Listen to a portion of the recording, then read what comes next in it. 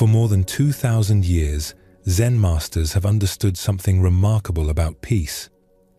It isn't something we create through effort or achieve through perfection, but something that emerges naturally when we see clearly what's already here. Before we begin, feel free to share what time it is and where you're listening from. These Buddhist stories are not lessons to memorize or techniques to master, but gentle invitations to recognize what you've always known in the deepest part of yourself. You don't need to understand everything perfectly. You don't need to remember every detail. Simply let these stories wash over you like gentle rain. Let your body settle deeper into rest. Relax. Take a slow, deep breath, and let's begin our journey together. The morning air was cool when Daichi left the monastery grounds. He was a young monk, barely 20, with questions that kept him awake more nights than he cared to admit. His teacher had given him simple instruction: walk to the summit of Mount Koya and sit until you understand.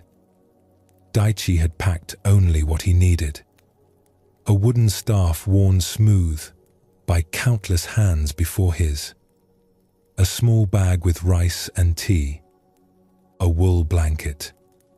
The path ahead was known to be difficult, but he welcomed the challenge. Perhaps physical effort would quiet the restlessness in his mind. The first part of the trail was gentle, winding through cedar forests where morning light filtered green through the canopy. Birds called to each other in languages Daichi didn't understand, but somehow felt he knew. His feet found their rhythm on the dirt path. Then the rocks began.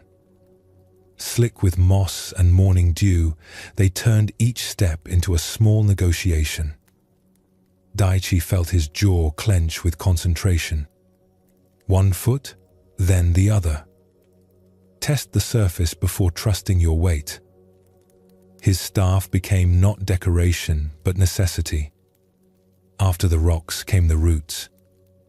Someone, sometime long ago, had called this section the tangle. Daichi understood why. Ancient trees had woven their roots across and through the path like a test, designed specifically to frustrate travelers. He caught his foot more than once, stumbling forward, barely catching himself. Strange thing, though. Each time he stumbled, each time he had to slow down and really look at where to place his next step, he felt something shift inside. The frustration he expected didn't come. Instead, a curious kind of energy rose in his chest. These obstacles weren't punishing him. They were teaching him something. Patience, maybe. Attention. Presence. The thought surprised him so much, he stopped walking entirely. He stood there in the middle of the tangle, staff in hand, and laughed out loud. The sound echoed off the mountainside and came back to him changed, like the mountain was laughing too. By the time Daichi reached the summit, the sun had climbed to its highest point.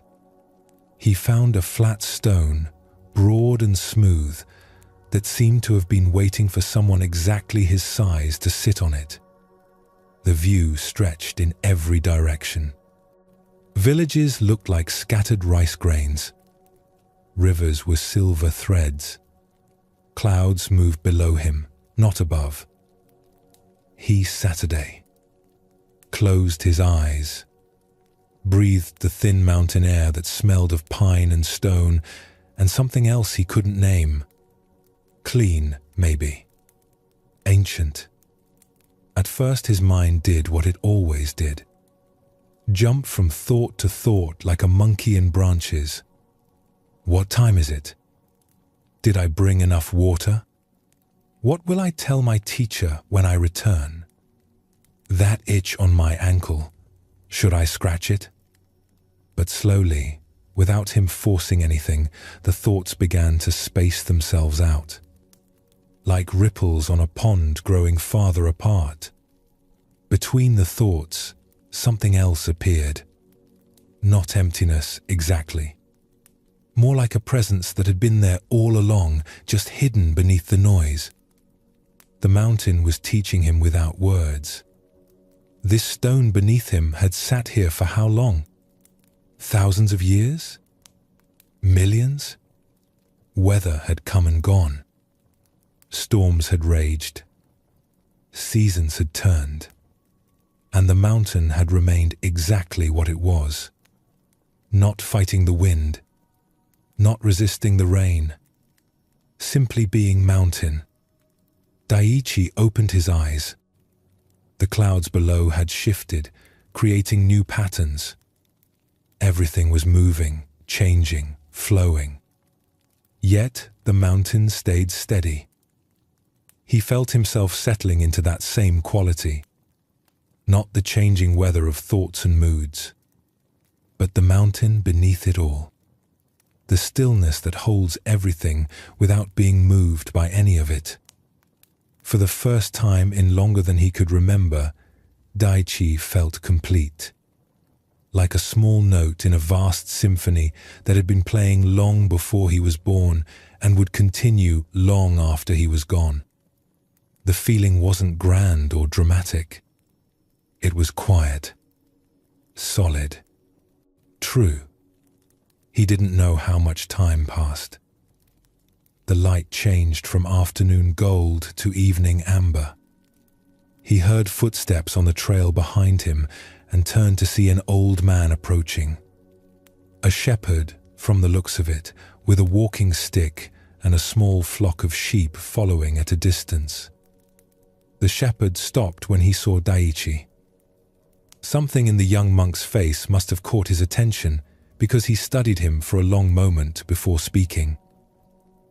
"You look different than most people do when they come up here," the shepherd said. His voice was rough from years of wind and weather. Most arrive restless and leave the same way. "You look like you found something." Daiichi smiled. "I think the mountain showed me something I'd been missing." "The mountain is a good teacher," the shepherd agreed. He gestured to a nearby rock. "May I sit for a moment? My legs aren't what they used to be." "Please," Daiichi said. They sat together in comfortable silence, watching the light fade across the valley below. The shepherd's sheep grazed on the sparse grass, their bells making small music in the evening air. Finally, the shepherd spoke again. "What did the mountain teach you?" Daiichi took a breath, trying to find words for something that lived beyond language. "It taught me about peace. Not the kind that comes and goes depending on circumstances. Something deeper, like the mountain itself. It doesn't matter if the weather is calm or stormy. The mountain remains mountain. Steady, unchanging, complete." The shepherd nodded slowly. "And you felt this peace yourself?" "I felt it was already here," Daiichi said. "I just had to stop looking for it long enough to notice. It's like it's been here all along, beneath everything else. Beneath my thoughts and worries and questions. Just here. Solid. Real." "That's a good discovery," the shepherd said quietly. "Can I ask you something?" Daiichi said.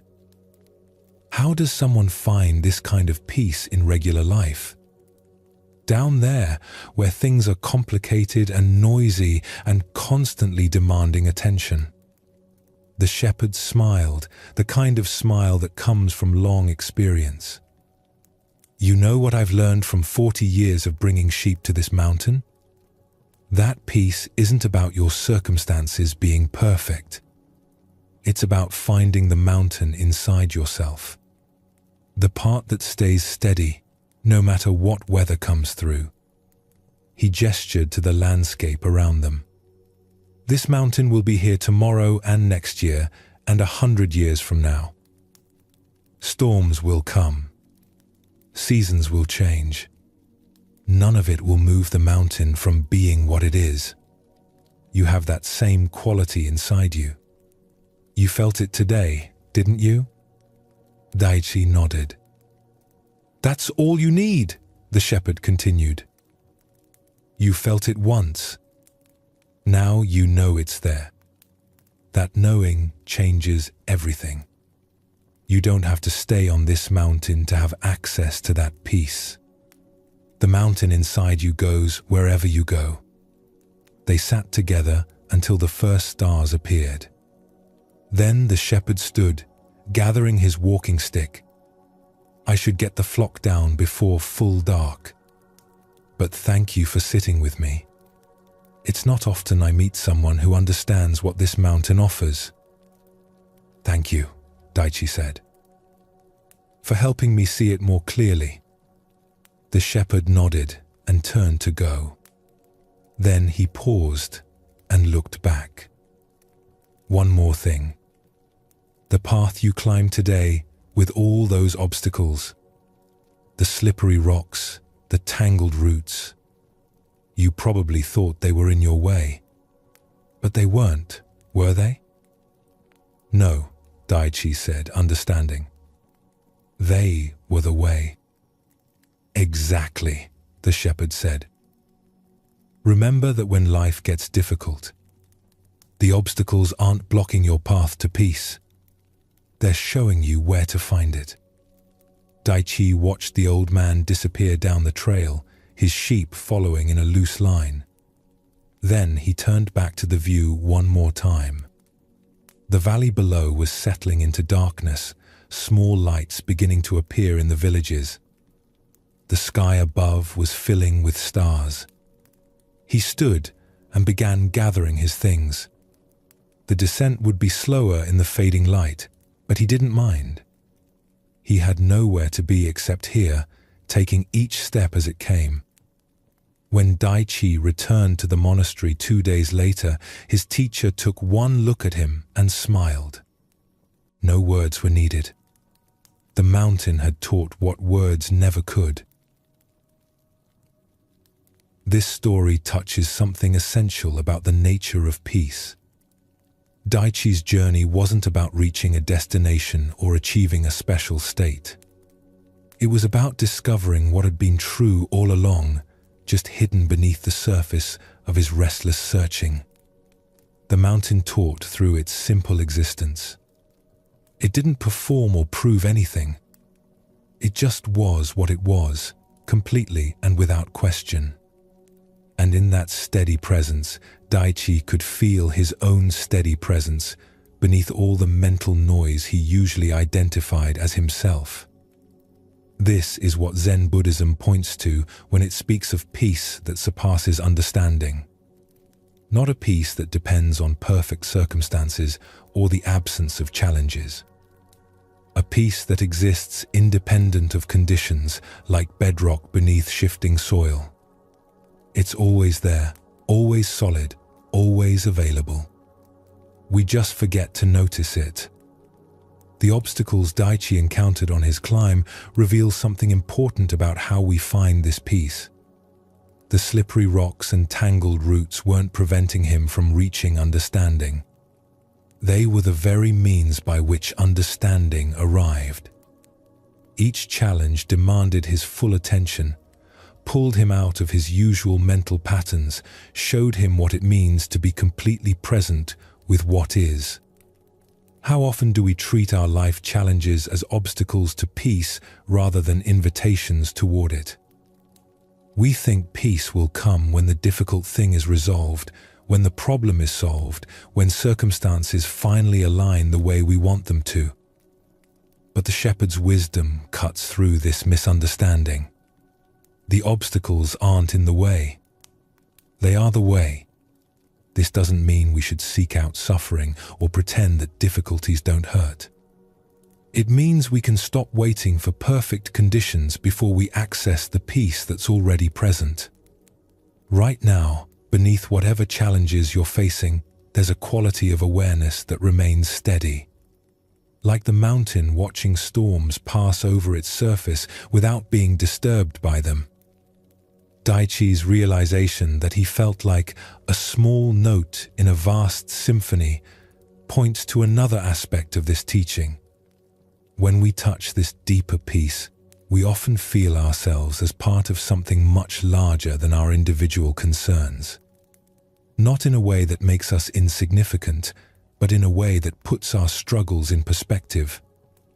We're one wave in an ocean, one breath in an endless rhythm, one moment in an eternal present. The shepherd understood this from his years of daily practice. 40 years of climbing the same mountain, watching the same seasons turn, tending the same work, learned that peace isn't exotic or dramatic. It's ordinary in the most profound way. Available right here in the simple fact of being alive and aware. When he told Daichi that the mountain inside you goes wherever you go, he was offering a key teaching of Zen.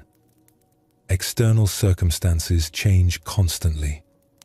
Moods shift. Situations evolve.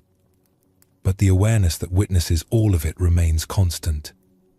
This awareness is your inner mountain. It doesn't depend on anything outside itself to be what it is. Finding this inner mountain isn't about effort or achievement. It's about recognition. Like Daichi sitting on that summit stone, you can pause long enough to notice what's already here beneath your busy thoughts. The noticing itself is enough. Once you've felt it even once, you know it exists. That knowing changes everything. It doesn't matter how choppy your thoughts are or how unsettled you might feel. The mountain doesn't require your thoughts to be calm. It remains steady regardless. When you recognize this, even for a moment, you touch the same peace Daichi discovered. Not because you've achieved something special, but because you've stopped long enough to see what was always true. The obstacles you face today served the same purpose as those slippery rocks on Daichi's path. They asked for your attention. They demanded your presence. In doing so, they offered an invitation to find the steady awareness that can meet any challenge without losing itself. This peace is your birthright, not your achievement. It's been here your whole life, as close as your breath, as constant as your heartbeat. The only question is whether you're willing to pause and recognize it beneath the noise of your busy mind. The monastery was small, tucked into a hillside where morning fog gathered thick as cotton. Kenzo had been walking for 3 days when he found it, though finding wasn't quite the right word. More like the monastery had been waiting for him to arrive. The path up was narrow, barely wide enough for one person. Pine trees crowded close on both sides, their roots breaking through the earth to create natural steps worn smooth by centuries of footsteps. Kenzo climbed slowly, breathing the thin air that smelled of pine needles and damp stone. That's when he saw it. Just off the main path, almost hidden by a curtain of hanging moss and twisted vines, an opening in the rock face caught his eye. A cave. Not large, not dramatic, but something about it made him stop walking. He stood there for a long moment, feeling pulled toward it in a way he couldn't explain. The monastery was still another half-hour's climb above him. He could hear water running somewhere nearby, probably a stream, though he couldn't see it through the trees. Kenzo looked around. No one else on the path. The morning was completely still, except for bird calls echoing through the forest. He stepped off the trail and pushed through the vines.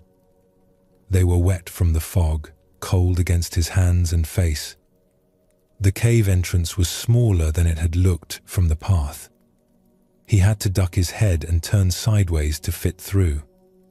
Inside, the temperature dropped immediately. Cool stone air, untouched by sunlight, for who knows how long. He'd brought a small lantern, more from habit than planning. Now he was grateful for it. He lit it with hands that shook slightly, though whether from cold or something else, he wasn't sure. The flame revealed walls of smooth rock that seemed to absorb the light rather than reflect it. The cave wasn't deep, maybe 15 feet from entrance to back wall. But it opened up inside, creating a space that felt much larger than its actual size. The ceiling rose in a natural dome.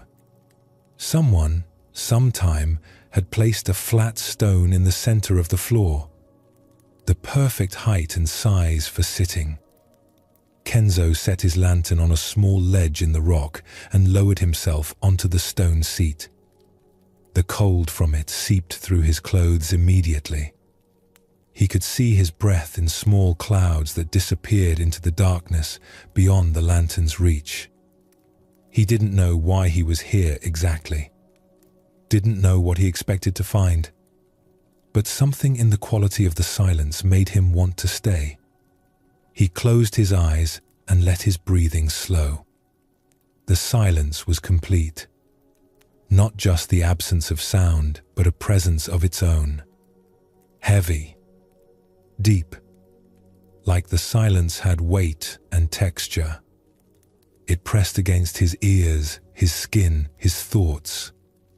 At first, his mind did what it always did. Thoughts appeared one after another. What time is it? Should I continue to the monastery? What if someone sees my pack on the trail and thinks I've fallen? The usual stream of mental chatter that filled most of his waking hours. But slowly, something began to shift. In the deep silence of the cave, with nothing to distract him and nowhere to go, the thoughts started to seem less urgent. They kept coming, but they had less power somehow. Like clouds passing across a sky without blocking the Sunday. Beneath the thoughts, he became aware of something else. A quality of presence that had always been here, but that he'd never really noticed before. Not a thing exactly, but a space. An openness. Like the cave itself, but inside him. Kenzo sat with this for a long time.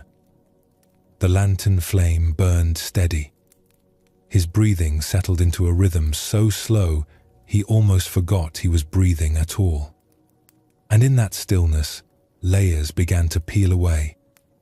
Layers he hadn't known he was carrying. The person he thought he should be. The mistakes he kept rehearsing. The future he was trying to control.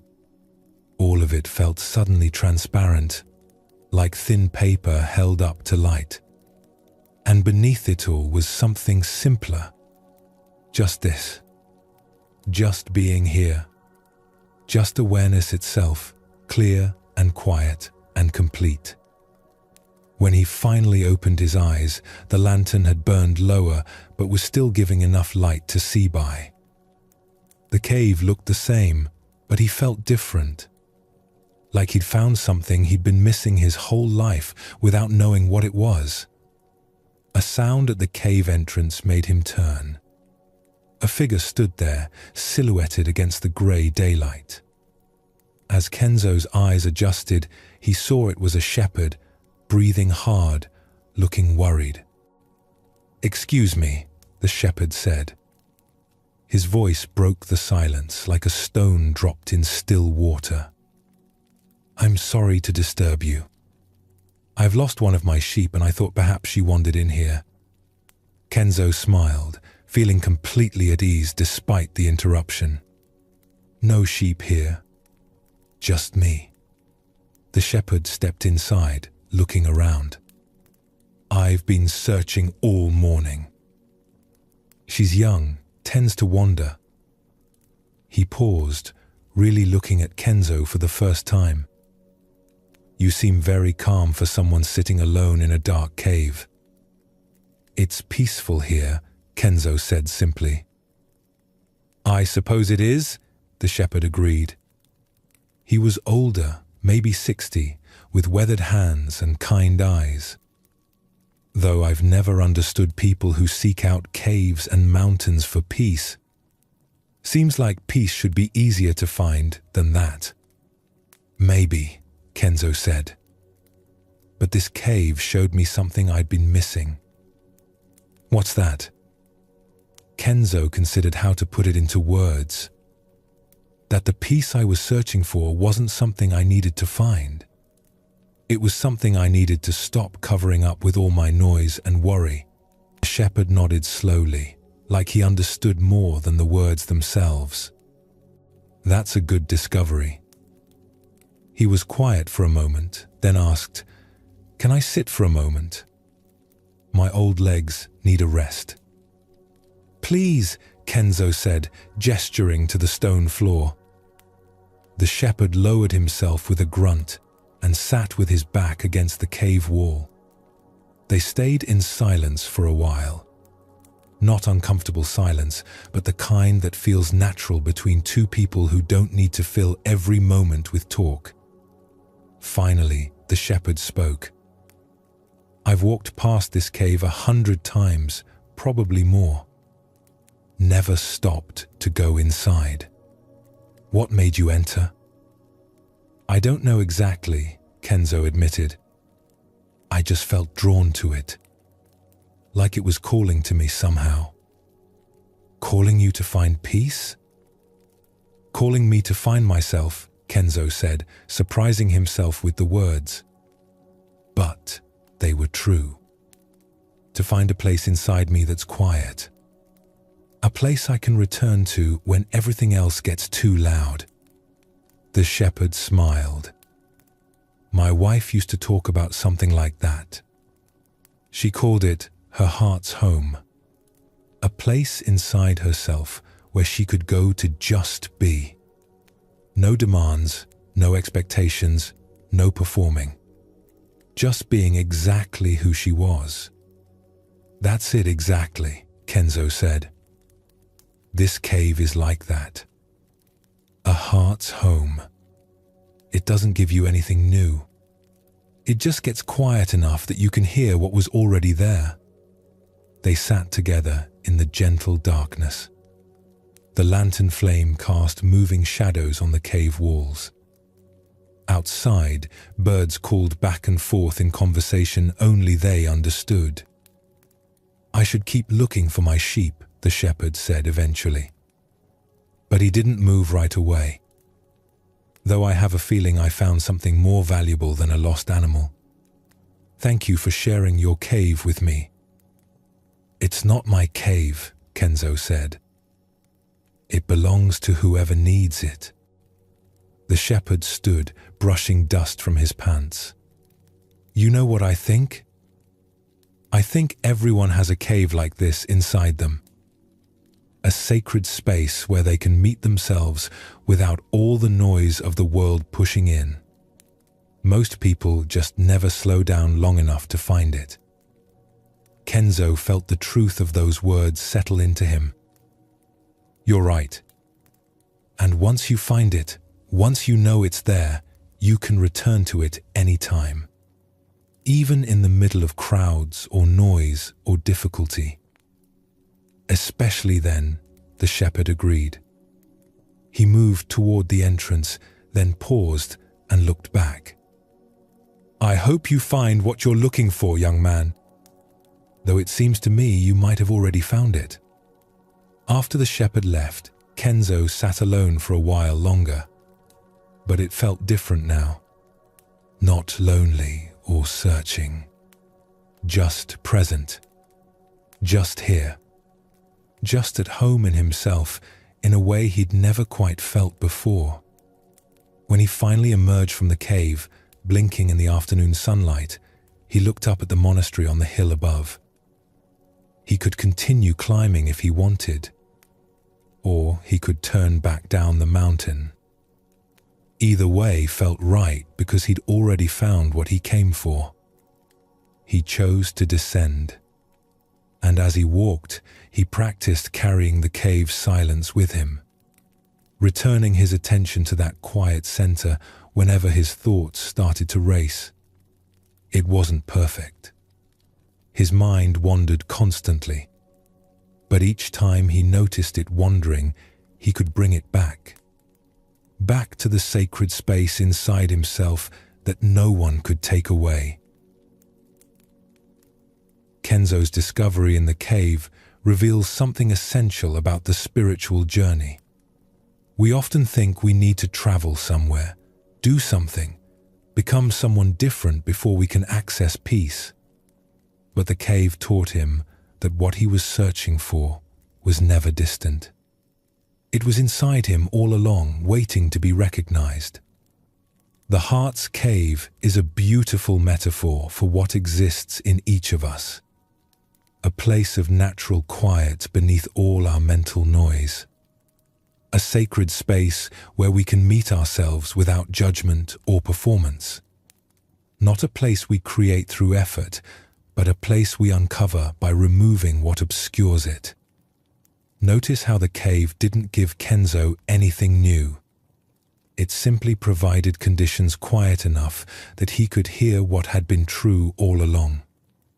This is the power of stillness, of silence, of creating space for awareness to recognize itself. In that recognition, layers begin to fall away naturally. Not through force or discipline, but through simple seeing. The thoughts that usually dominate our attention start to lose their grip when we stop feeding them constant energy. They keep appearing, but we begin to notice the space between them. The awareness that watches them come and go. This awareness is like the cave itself, steady and unchanging while everything else moves through it. When Kenzo described the layers peeling away, the person he thought he should be, the mistakes he kept rehearsing, the future he was trying to control, he was pointing to something we all carry. These mental constructs feel so solid, so real, so much a part of who we are. But in deep stillness, their transparent nature becomes obvious. They're just thoughts, just stories. Not the fundamental truth of what we are. The shepherd's arrival demonstrates something important about this inner sanctuary. True peace isn't fragile. It doesn't shatter the moment someone interrupts us or circumstances change. Kenzo could welcome the shepherd's presence without losing his center because he'd touched something deeper than temporary tranquility. He'd found what the shepherd's wife called her heart's home. This idea of a heart's home is worth sitting with. A place inside yourself where you can simply be. No demands pulling at you. No expectations to meet. No roles to perform. Just the simple fact of your own existence exactly as it is. This place isn't something you have to earn or deserve. It's your birthright as a conscious being.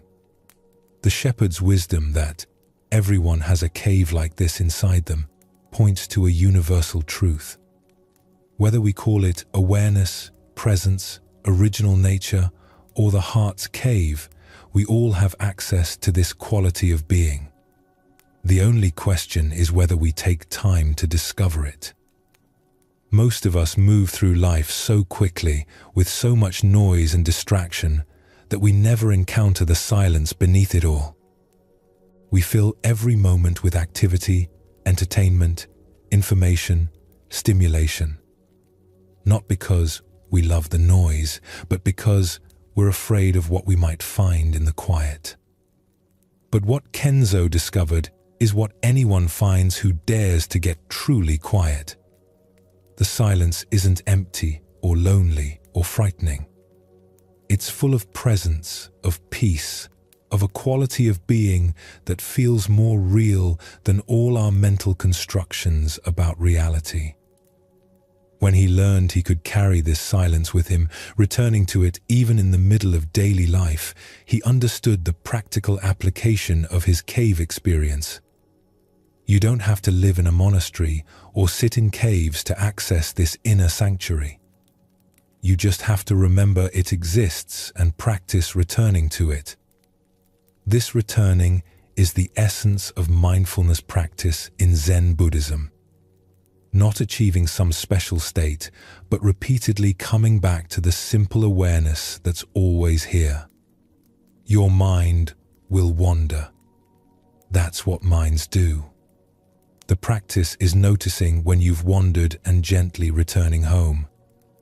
Home to the cave inside your heart. Home to the awareness that watches thoughts without being defined by them. Home to the peace that doesn't depend on circumstances being any particular way. This presence is your heart's cave. It's always available as a refuge from the noise of the world and the chatter of your mind. You don't have to travel anywhere to find it. You don't have to become someone different to deserve it. You just have to pause long enough to notice it's already here. The sacred space inside you doesn't require maintenance or protection. It can't be damaged by your mistakes or diminished by your struggles. It's the ground of your being, as constant and reliable as the earth beneath your feet. When you remember to return to it, you come home to yourself in the deepest sense. Tonight, as sleep approaches, let yourself sink into this inner cave. Let the silence hold you the way the stone cave held Kenzo. Trust that beneath all the movement and change of your life, there's a stillness that knows you completely and accepts you exactly as you are. The monastery sat in a valley where bamboo grew so thick it formed walls of green on 3 sides. Ren had lived there for 2 years, studying texts and practicing meditation with the other monks. He was dedicated, serious about his training. But lately he'd been feeling rigid, brittle, like something in him might snap under pressure. His teacher, Master Sato, had noticed. After morning meditation one day, he called Ren aside. "You're trying too hard," Master Sato said. His voice was gentle but direct. "Go walk in the bamboo forest. Watch how the bamboo moves. Learn from it." Ren bowed and left, though he wasn't sure what bamboo could teach him that years of study hadn't already revealed. Still, he trusted his teacher's wisdom, even when he didn't understand it. The path into the bamboo forest was well worn, used by monks for centuries. As soon as Ren stepped under the canopy of green, the quality of light changed. Softer, filtered through thousands of leaves that rustled in the breeze. He walked slowly, letting his eyes adjust. The bamboo stalks rose like pillars in a natural temple, each one perfectly vertical, perfectly balanced. Their leaves created patterns of shadow and light that moved constantly across the ground. A gust of wind came through, stronger than before. Ren stopped walking and watched what happened. The bamboo bent. Not just a little, but deeply, dramatically. The stalks curved like bows, their tops sweeping through arcs that seemed impossible without breaking. The whole forest became a dance of movement, every stalk swaying in rhythm with the wind. Then the gust passed. And just as smoothly, just as naturally, the bamboo returned to vertical. Perfectly upright again, as if nothing had happened. Ren stood very still, watching this happen again and again. Each time the wind came, the bamboo bent. Each time the wind passed, the bamboo returned. Never fighting, never resisting, just moving with what came and then returning to center. He walked deeper into the forest until he found a small clearing where a flat stone offered a place to sit. He settled there, cross-legged, watching the bamboo continue its dance around him. The stalks were strong, he could see that. Their walls were thick, their structure solid, but they weren't rigid. They had this quality of give, of flexibility that allowed them to bend without breaking. And the more he watched, the more he understood why. The roots. He could see them at the base of each stalk, gripping the earth with fierce determination. Spreading wide and deep, anchoring the bamboo so completely that it could afford to be flexible above ground. The strength wasn't in refusing to bend. The strength was in being rooted enough to bend and return. Ren sat with this for a long time. The wind came and went. The bamboo danced and settled. And gradually, something in his own chest began to loosen. All this time he'd been trying to be like the old oak trees he'd seen in the mountains. Massive, solid, unmovable. He'd thought that's what spiritual practice required. But those oak trees, for all their size and strength, could be toppled by severe enough storms. He'd seen it happen. Their very rigidity made them vulnerable. They couldn't bend, so eventually something broke. The bamboo was showing him a different way. Not weaker, but stronger in a way he was just beginning to understand. Flexible enough to move with life's changes while staying rooted in something essential that didn't change. He was so absorbed in watching the bamboo that he didn't hear the farmer approach until the man spoke. "Beautiful, isn't it?" Ren looked up to see an older man, maybe 70, with a bamboo basket on his back and weathered hands that spoke of decades of work. The farmer smiled at him with genuine warmth. "I hope I'm not disturbing your meditation," the farmer said.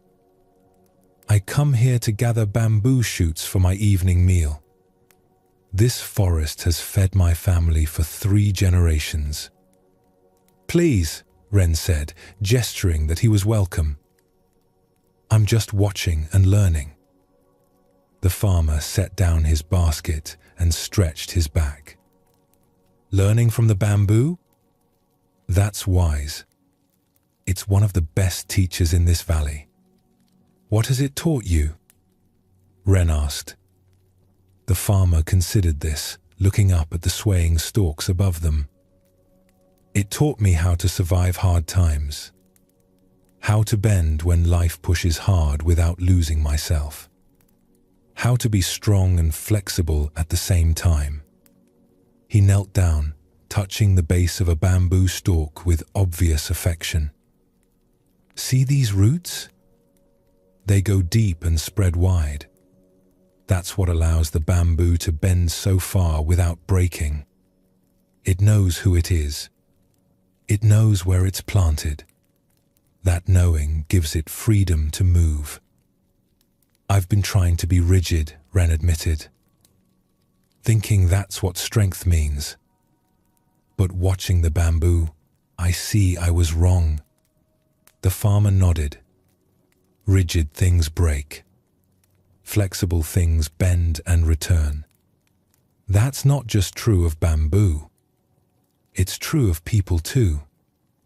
The ones who survive the hardest storms aren't the ones who refuse to bend. They're the ones who know how to move with the force and then come back to center. He stood and picked up his basket again. "There's something else the bamboo taught me. It doesn't just survive storms. It thrives. Even in conditions where other plants would struggle, bamboo finds a way to grow. That's because it's not wasting energy fighting against what is. It's using that energy to adapt and flourish." Ren felt these words land deep in his chest. How much energy had he been wasting trying to control things he couldn't control? Trying to make himself into some ideal image of what a monk should be? Fighting against his own nature instead of working with it? "Thank you," Ren said. You've helped me understand what I came here to learn." The farmer smiled. "I didn't teach you anything. The bamboo did. I just reminded you to pay attention." He bowed slightly and moved off into the forest, gathering shoots with practiced efficiency. Ren stayed in the clearing until evening began to darken the sky. When he finally rose to return to the monastery, he felt different. Lighter somehow, but also more grounded. The rigidity in his chest had softened into something more flexible, but no less strong. Walking back through the bamboo forest, he practiced what he'd learned. When a strong gust came, he let his body sway slightly instead of bracing against it. When his mind started to grip tight around a thought, he practiced letting it bend and return instead of holding it rigid. By the time he reached the monastery gates, the lesson had settled into his bones. Flexibility wasn't weakness. It was strength refined. The bamboo had shown him how to be both solid and adaptable, both rooted and free. Master Sato was in the garden when Ren returned.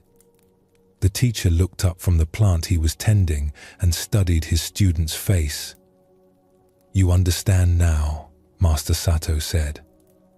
It wasn't a question. "I understand that I've been practicing wrong," Ren replied. "Trying to be unmovable when I should have been learning to move and return." Master Sato smiled. "The bamboo is wiser than most teachers. Remember what it showed you when life's winds begin to blow. Don't fight them. Bend with them. Trust your roots to bring you back to center." From that day forward, Ren's practice changed. He stopped trying to force himself into rigid perfection and started trusting the flexibility of his own nature. When difficulties arose, he would remember the bamboo forest. Bend, but don't break. Move, but stay rooted. Adapt, but don't lose yourself. The teaching of the bamboo forest offers profound wisdom about how to move through life without being broken by it. Ren's discovery wasn't about becoming weak or passive. It was about understanding that true strength includes the ability to adapt. Think about the difference between the oak and the bamboo. Both are strong, but in different ways. The oak stands massive and solid, impressive in its seeming permanence. But that very rigidity makes it vulnerable. When a force comes that exceeds its ability to resist, something breaks. The bamboo approaches strength differently. It doesn't try to resist every force. Instead, it has the wisdom to move with forces it can't control, bending deeply when necessary, but always returning to center. This isn't weakness. It's intelligence. We often confuse rigidity with strength in our own lives.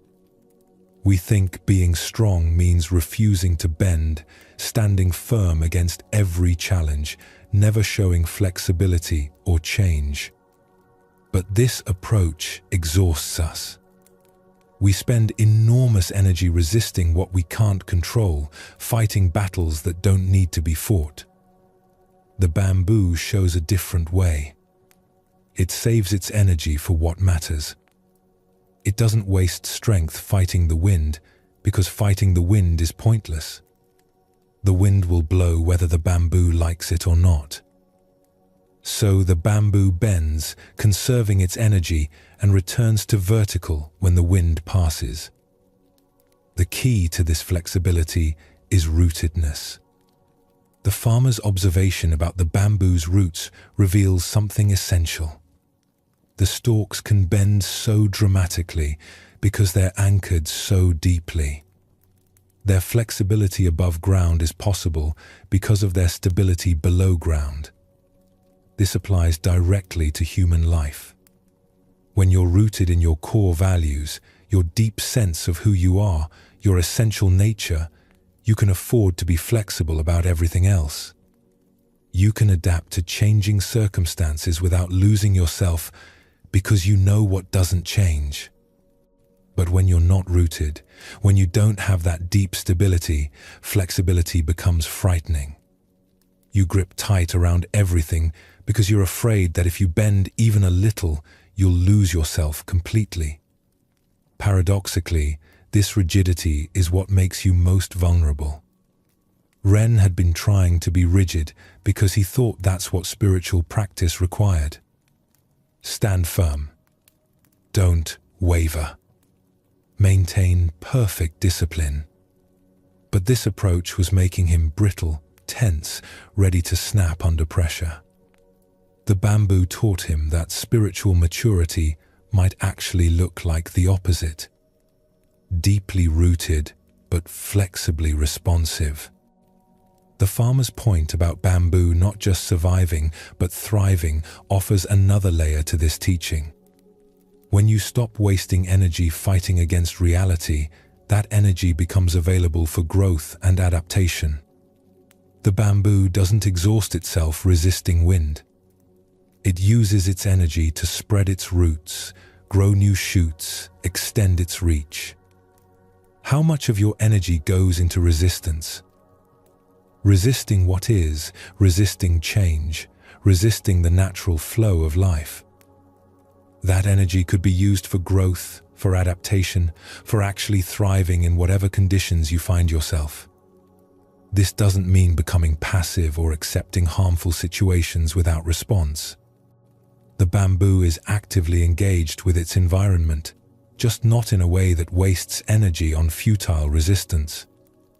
It knows what it can change, its own growth and adaptation, and what it can't, the wind itself. Zen Buddhism teaches this kind of wisdom. Not passive acceptance of everything, but intelligent discernment about where to put your energy. Responding appropriately to conditions rather than rigidly imposing your will on reality. When Ren practiced letting his body sway with the wind and his mind bend around thoughts instead of gripping them tight, he was learning a fundamental meditation principle. You don't have to fight every thought or resist every sensation. You can let them move through you, bending around them like bamboo bends around wind. The thoughts still come. Sensations still arise. Challenges still appear. But you're not breaking yourself against them. You're moving with them in a way that preserves your essential nature while allowing appropriate responsiveness. Your breath can show you this. Each inhale is a slight movement, each exhale a return. Not rigid, not forced, just the natural flexibility of being alive. Your body already knows how to be like bamboo. It's been breathing this way your whole life, bending and returning with each cycle. The rootedness that allows this flexibility isn't something you have to create. It's already here in the simple fact of your awareness. The part of you that notices thoughts is like the bamboo's roots, steady and unchanging even while everything else moves. When you recognize this, you can afford to be flexible about everything else. Thoughts can come and go. Moods can rise and fall. Circumstances can change. None of it threatens what you essentially are, because what you essentially are is the awareness that witnesses it all without being moved by any of it. This is the bamboo's teaching. Be rooted in what doesn't change so you can dance with what does. Be strong enough to be flexible. Be stable enough to adapt. And in that paradox, find a way of being that can move with life's inevitable changes without losing yourself. The temple complex was old, built centuries ago on the slope of a hill overlooking a wide valley. Jun had arrived there 6 months earlier, hungry for spiritual understanding. He'd studied the sacred texts, learned the meditation postures, memorized the chants and ceremonies. But instead of feeling closer to truth, he felt more confused than ever. Everything at the temple was so complicated. Rules about how to bow, when to bow, how deep to bow. Rituals with dozens of steps that had to be performed in exact sequence. Teachings layered on top of teachings until Jun's mind spun trying to keep track of it all. His teacher, Master Kenji, was a scholar who could recite entire sutras from memory and explain the most intricate points of Buddhist philosophy. Jun respected him deeply, but often felt overwhelmed by the complexity of his lectures. One morning, after a particularly dense teaching session, Jun sat in the meditation hall, feeling his headache from trying to understand it all. Master Kenji noticed his student's tension. "Jun," he said quietly, "perhaps you need some space to breathe. There's a lake, about an hour's walk from here. Go spend the day there. Just sit and watch. Don't try to figure anything out." Jun bowed gratefully and left immediately. The path to the lake wound through rice fields where farmers were already at work, then through a bamboo grove that rustled in the morning breeze. The air smelled of earth and growing things. When Jun emerged from the bamboo, the lake spread before him like a mirror. The water was so still it reflected the sky perfectly, making it hard to tell where earth ended and heaven began. And floating on that perfect mirror were lotus flowers. Hundreds of them. Maybe thousands. Each one a masterpiece of simple beauty. Pink petals opening to the sun, white ones glowing like small moons, a few deep purple ones scattered among the others like jewels. Yoon walked to the lake's edge and knelt in the grass. It was soft beneath his knees, slightly damp with morning dew. He could smell the flowers now, a scent so subtle he had to breathe slowly to catch it. Clean, fresh, alive. He watched one lotus in particular, close to shore. Perfect in its simplicity. Each petal arranged just so, not too many, not too few. The flower sat on the water's surface like it had no weight at all, completely at ease with itself. Jun felt something release in his chest. After months of wrestling with complicated teachings and elaborate rituals, here was something that needed no explanation. The lotus was beautiful simply because it was lotus. Nothing added, nothing taken away. Just itself, completely. He breathed deeper, letting the sight settle into him. The lake held the flowers without effort. The flowers floated without struggle. Everything was exactly as it needed to be, without anyone trying to make it so. Time passed without Jun noticing. The sun climbed higher. The flowers tracked its movements subtly, always turning toward the light. He watched this happen with a kind of wonder he hadn't felt since childhood. How did they know to do that? Not through thinking or trying, just through being what they were. A sound behind him made Jun turn. An old man was approaching along the shore, a fishing pole over his shoulder and a bucket in his hand. He had the look of someone who'd spent his whole life near water, skin weathered by sun and wind, eyes that crinkled at the corners. "Beautiful, aren't they?" the old man said, gesturing to the lotus flowers. "Yes," Jun replied. "I've never seen anything like this." The man set down his fishing gear and lowered himself to sit on a rock near where Jun knelt. "I've been fishing this lake for 50 years.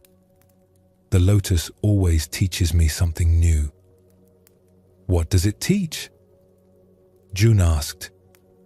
The fisherman was quiet for a moment, looking out at the water. It teaches about where we come from and where we're going. See how the roots of the lotus grow down in the mud at the bottom of the lake? That's where they're anchored.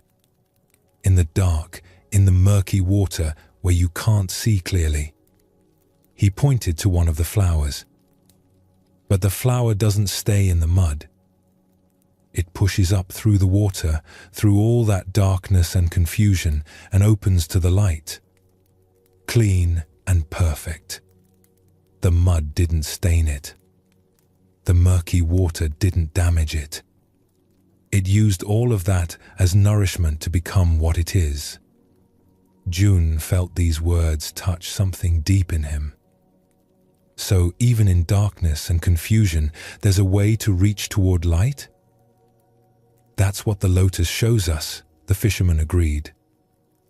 You don't have to wait until everything is perfect and clear to bloom. You bloom right in the middle of the mess. The mess is actually what feeds your growth. They sat together in silence, watching the flowers float and sway gently. A breeze moved across the water, creating ripples that made the lotuses dance. "Can I tell you something?" Yun said after a while. "I came here to get away from the temple because everything there feels too complicated. Too many rules and rituals and teachings. My mind can't hold it all, and I feel like I'm failing." The fisherman smiled with understanding. "And then you came here and found the lotus. About as simple as something can be. Just a flower, floating on water, opening to Sunday." "Yes," Jun said. "It makes me wonder if I've been making everything too difficult." "The lotus doesn't read sutras," the fisherman observed. "Doesn't perform rituals or try to understand complex philosophy. It just does what lotus does. Roots in mud, flower in light. That's enough." He stood and picked up his fishing pole. "Maybe that's true for you too. Maybe beneath all the complicated teachings you're studying, the truth is as simple as a lotus on a lake. Rooted in reality, reaching for understanding, blooming right where you are." After the fisherman moved down the shore to find his fishing spot, Jun stayed by the lake until the sun began to descend. He watched how the light changed on the water, how the flowers closed slightly as evening approached, how everything moved in natural rhythms that needed no instruction or explanation. When he finally stood to return to the temple, his legs were stiff from sitting so long, but his mind felt clearer than it had in months. The walk back seemed shorter somehow, or maybe he was just paying more attention to each step.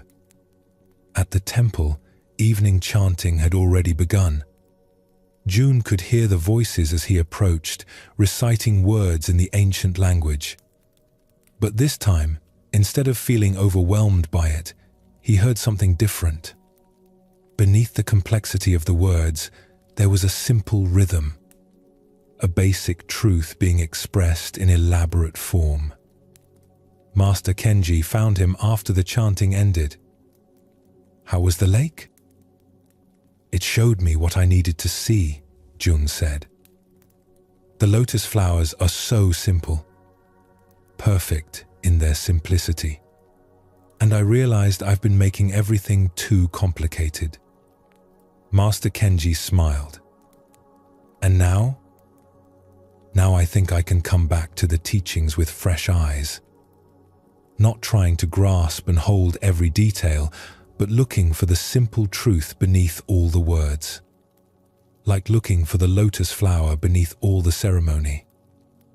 "Good," his teacher said. "The rituals and texts have their place. Their fingers pointing at the moon. But sometimes we spend so much time studying the fingers that we forget to look at the moon. The lake reminded you to look up." From that day forward, Jun approached his studies differently. The complicated ceremonies became less burdensome when he understood they were just elaborate ways of expressing simple truths. The dense philosophical texts became clearer when he looked for the basic insights they were trying to convey.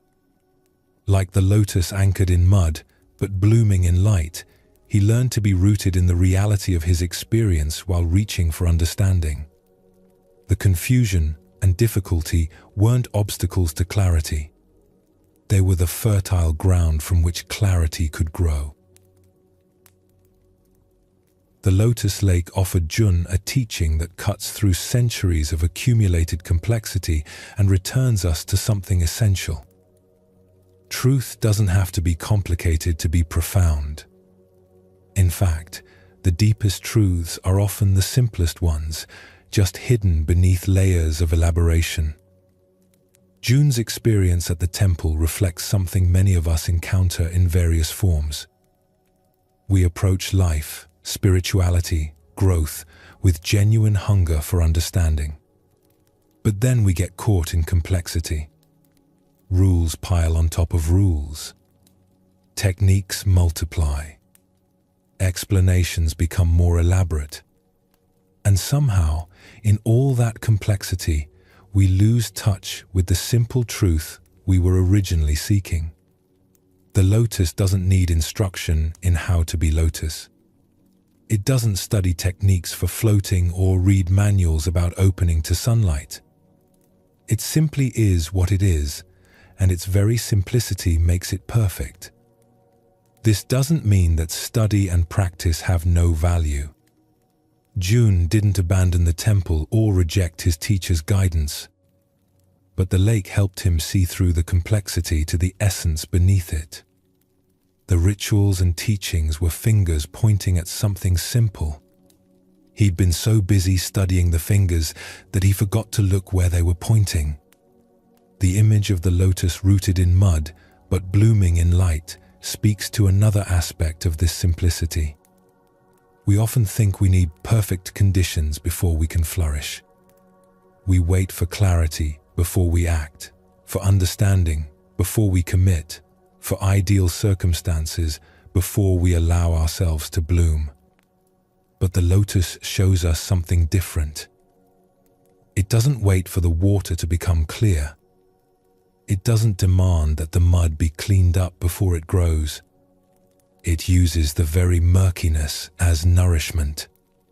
The darkness and confusion aren't obstacles to its flowering. They're the ground from which its beauty emerges. How often do we postpone our own flowering because conditions aren't perfect? How often do we think we need to resolve all our confusion before we can access clarity? The lotus suggests we have this backwards. We bloom right in the middle of the mess. The mess itself becomes the fertile ground for growth. The fisherman's wisdom, earned through 50 years of watching the lake, points to this paradox. You don't have to escape your circumstances to find peace. You don't have to achieve perfect understanding before you can rest. Like the lotus, you can be rooted in reality exactly as it is while still reaching toward light. This is what Zen Buddhism calls living in the world, but not being stained by it. The lotus touches the muddy bottom, but doesn't become muddy. It floats on murky water, but remains clean. Not because it's fighting against contamination, but because its nature is to be lotus. The mud and murk simply can't change what it fundamentally is. You have this same quality. Beneath all the complexity of your life, beneath all your confusion and difficulty, there's something simple and clear. Your basic awareness, your fundamental nature, remains unstained no matter what it encounters. It's like the lotus flower floating on muddy water, completely itself regardless of circumstances. Jun's realization that he'd been making everything too complicated touches many of us. We accumulate techniques and practices and beliefs and frameworks until we can barely move under the weight of it all.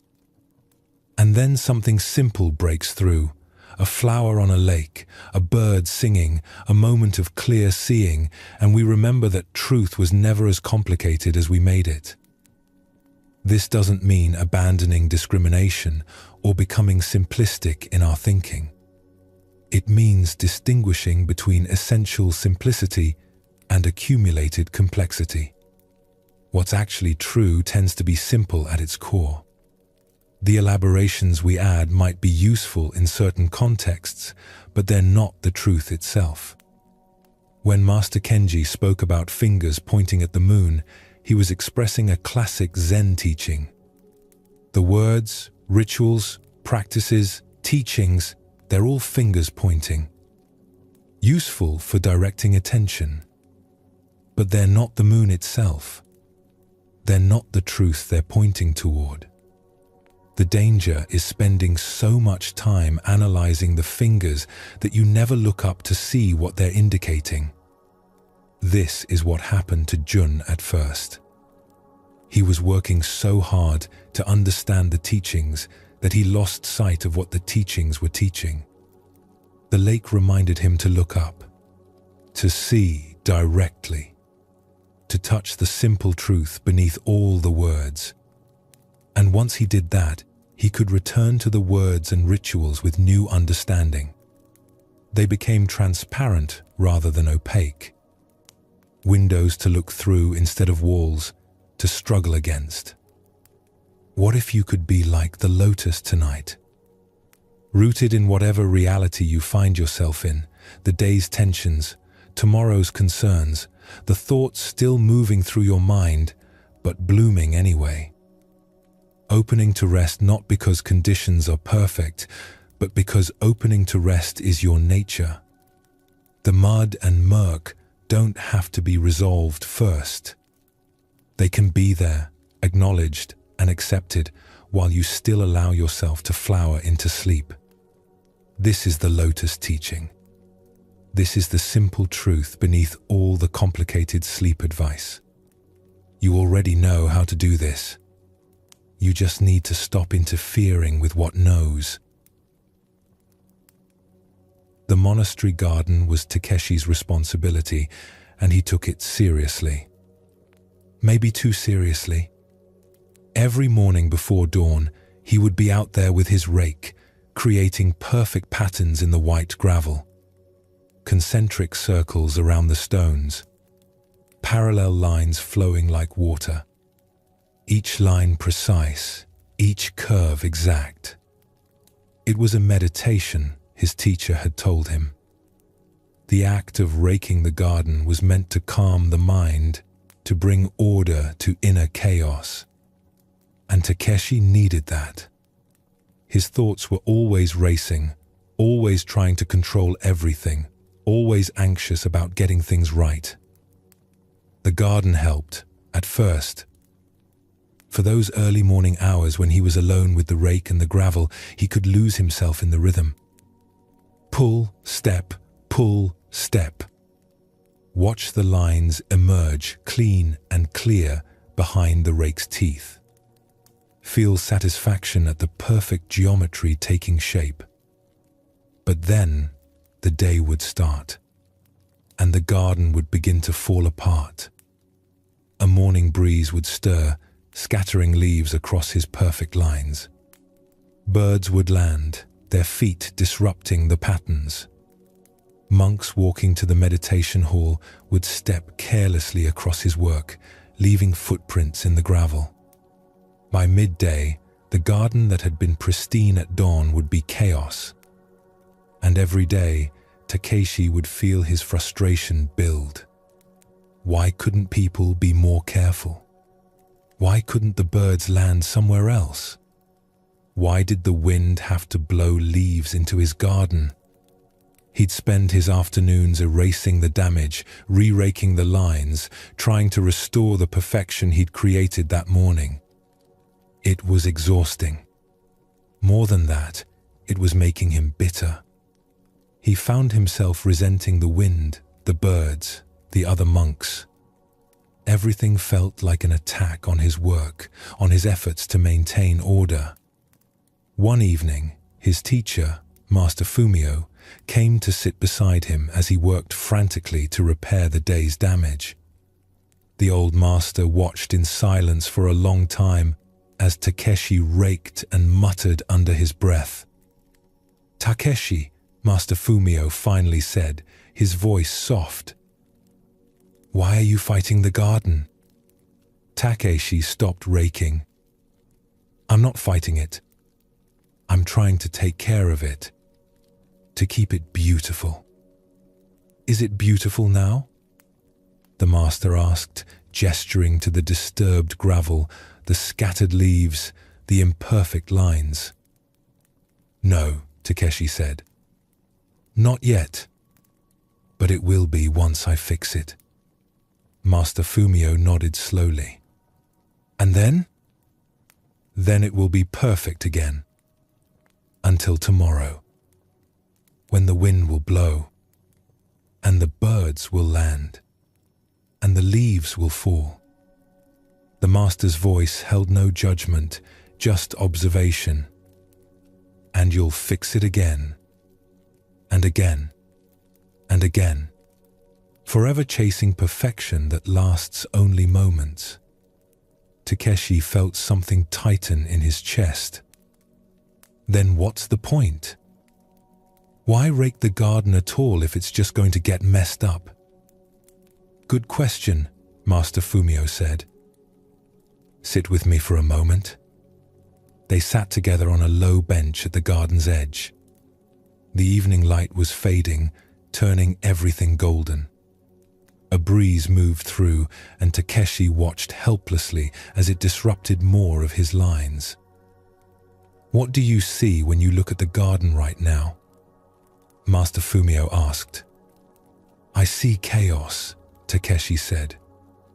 "Disorder. Things out of place." "Look again," the master suggested. "Really look." Takeshi tried. He looked at the leaves scattered across the gravel. Some were still green, others touched with autumn red and gold. They lay at random angles, creating patterns he never could have designed. The disrupted rake lines formed swirls around them, like water flowing around stones. A sparrow landed near one of the carefully placed rocks, pecking at something in the gravel. Its feet left tiny marks, delicate as brushstrokes. The bird hopped away, and those small marks remained, evidence of its visit. "I see," Takeshi said slowly, "that there's a kind of beauty in the disorder too. But that can't be what we're aiming for. The whole point of a Zen garden is order, right? Structure. Control." Master Fumio smiled. "Is it? Or is the point something else entirely?" He stood and walked to the center of the garden, bending to pick up one of the fallen leaves. "This leaf didn't ask permission to fall here. The wind didn't check with you before blowing. The bird didn't consider your perfect lines before landing. All of this happened naturally, spontaneously, without concern for your plans." "That's the problem," Takeshi said. "Or that's the teaching," Master Fumio replied. "You rake the garden every morning, creating order. That's your part. Nature adds disorder throughout the day. That's its part. Together, you're creating something neither of you could make alone." Takeshi shook his head. "But I'm trying to create beauty through order. Nature is destroying it with chaos." "Are you sure?" The master gestured to the garden. "Look at how the leaf landed next to that stone. Look at the swirl pattern the wind made in the gravel. Look at the bird's footprints, creating a trail across your straight lines. Is this destruction or collaboration?" Takeshi looked. Really looked, not through the filter of his frustration, but with fresh eyes. And he began to see what his teacher meant. The garden with its perfect lines was beautiful, yes. But the garden with leaves and wind marks and bird prints had a different beauty. Alive, dynamic, real. "I've been trying to maintain a photograph," Takeshi said quietly. "A frozen moment of perfection. But the garden wants to be alive, changing, responsive to what happens." "Now you're beginning to understand," Master Fumio said. "The garden is teaching you about life itself. We create structure, which is good and necessary. But life keeps adding spontaneity, change, the unexpected.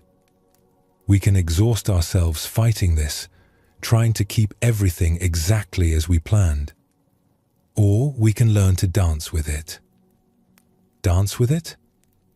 "Yes. You rake the lines. The wind moves them. You work with what the wind created, the birdlands. You incorporate its marks into your next pattern. The leaf falls. You see where it wants to be and adjust around it. Not giving up your part, but not fighting nature's part either." They sat together as darkness came. Takeshi felt something beginning to shift in how he saw the garden, and by extension, how he saw everything. "Tomorrow morning," Master Fumio said as he stood to leave, "rake the garden as you always do. Create your order, your beauty. But when the disorder comes, and it will, try welcoming it instead of resenting it. See what wants to happen when order and chaos work together." That night, Takeshi couldn't sleep at first. His mind was too busy reconsidering everything he thought he knew about the garden, about practice, about life. But eventually, exhaustion won, and he slept deeply. The next morning, he raked the garden as usual, created his lines, his patterns, his order. But this time, when he finished, he didn't walk away with the anxious feeling that it would soon be ruined. Instead, he felt curious about what the day would bring. By mid-morning, leaves had fallen. The wind had disturbed some lines. A cat had walked through, leaving prints. And instead of frustration, Takeshi felt something almost like excitement. He took up his rake and began working with what was there. He created new patterns that incorporated the leaves where they'd fallen. He turned the wind swirls into features rather than flaws. He followed the cat's trail with his rake, extending it into a flowing line that became part of the design. The garden that emerged was nothing like what he'd planned that morning. It was better, more alive, more real. A collaboration between his intention and life's spontaneity. Master Fumio found him there at noon, still working, but with a completely different energy than before. No frantic fixing, no bitter muttering. Just creative response to what was. "The garden is teaching you well," the master observed. "It's teaching me that I can't control life," Takeshi said. "But I can dance with it. I can bring my part and let life bring its part, and together we make something neither of us could make alone." From that day forward, Takeshi's relationship with the garden transformed. He still raked it every morning, still created order and beauty. But he'd stopped fighting the chaos that came. Instead, he'd learned to weave it into his work, to see disorder not as destruction, but as life's contribution to an ongoing conversation. And something unexpected happened. As he learned to dance with the garden's chaos, he found he could dance with life's chaos too. When plans fell apart, he didn't panic. When unexpected things happened, he didn't resist. He brought his structure, his intention, his care. and he let life bring its surprises, its changes, its wild spontaneity. Together, they created a way of being that was both grounded and free. Takeshi's garden holds a teaching that reaches far beyond raked gravel and fallen leaves. It speaks to one of the fundamental tensions in human life, our desire for order meeting reality's constant change. We spend enormous energy trying to maintain control over our lives. We make careful plans. We try to anticipate every variable. We work to keep everything in its proper place. And then life happens. The unexpected arrives. Circumstances change. People act in ways we didn't predict.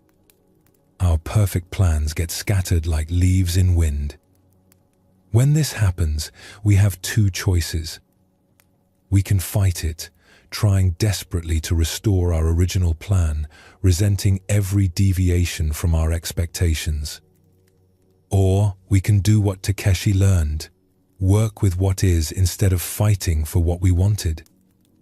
This doesn't mean abandoning all structure or giving up on intention. Takeshi didn't stop raking the garden.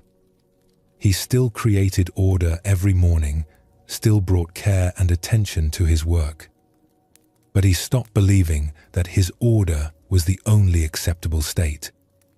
He learned to see disorder not as failure, but as a different kind of contribution.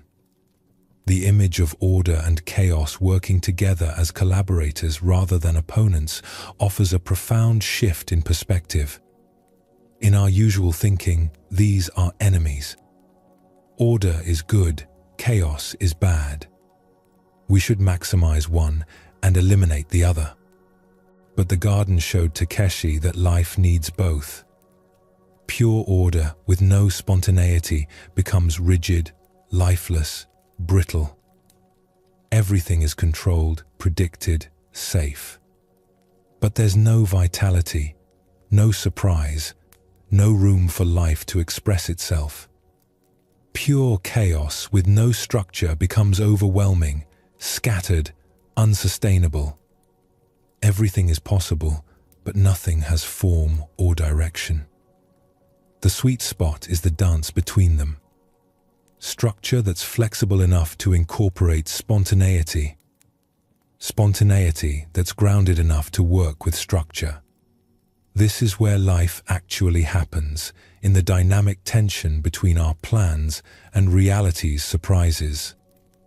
Master Fumio's question about whether Takeshi was seeing destruction or collaboration cuts to the heart of how we interpret our experience. The exact same events can be viewed as problems or possibilities depending on our perspective. The fallen leaves didn't change. Takeshi's relationship to them changed, and that changed everything. Think about your own life. How many things do you label as problems that might actually be possibilities if you looked at them differently? How many disruptions to your plans might be life offering something you couldn't have planned yourself? This isn't about positive thinking or pretending that difficult things are actually good. Some disruptions genuinely are destructive. Some chaos genuinely does need to be resisted. But many, maybe most of the disruptions we face are neutral. They become problems only because they don't match what we wanted to happen. Takeshi's transformation came when he stopped demanding that reality match his expectations and started working creatively with what reality was offering. This is a form of wisdom that Zen Buddhism has pointed to for centuries. Not passive acceptance of everything, but active engagement with what is rather than what we wish was. The exhaustion Takeshi felt before his shift came from constant resistance. Fighting the wind, resenting the birds, trying to impose his will on forces that couldn't be controlled. This resistance drained his energy and created suffering that had nothing to do with the actual events, only with his relationship to them.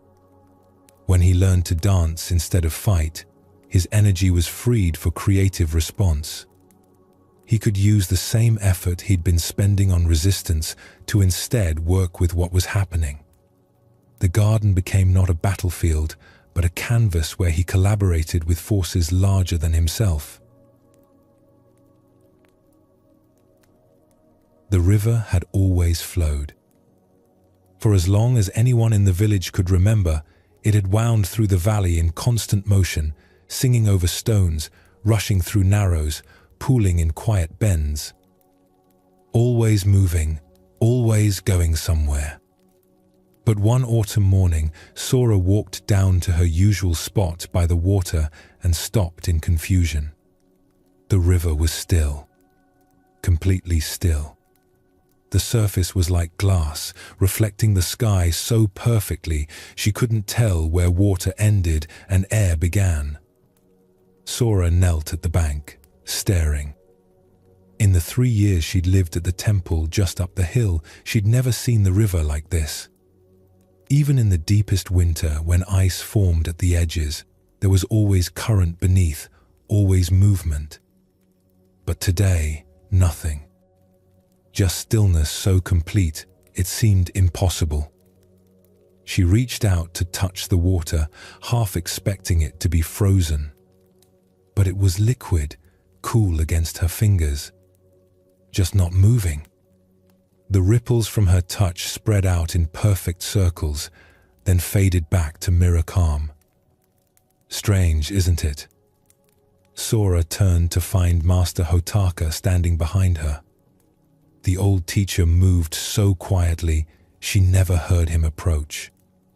He smiled at her startled expression and lowered himself to sit on a nearby rock. "I've never seen it like this," Sora said. "Is something wrong with it?" "Nothing's wrong," Master Hotaka replied. "This happens sometimes. Conditions align in a particular way, temperature and pressure and a dozen other factors, and the river decides to rest. But rivers don't rest. They flow. That's what rivers do." The master nodded. "Usually, yes. But even rivers need stillness sometimes. Look closer at the surface. What do you see?" Sora looked. The reflection was so clear it was disorienting.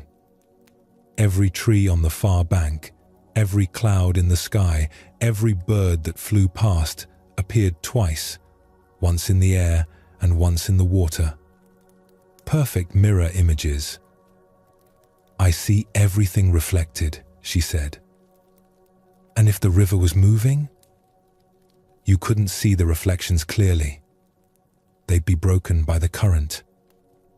"Exactly," Master Hotaka said. "The stillness allows the river to show you something movement can't.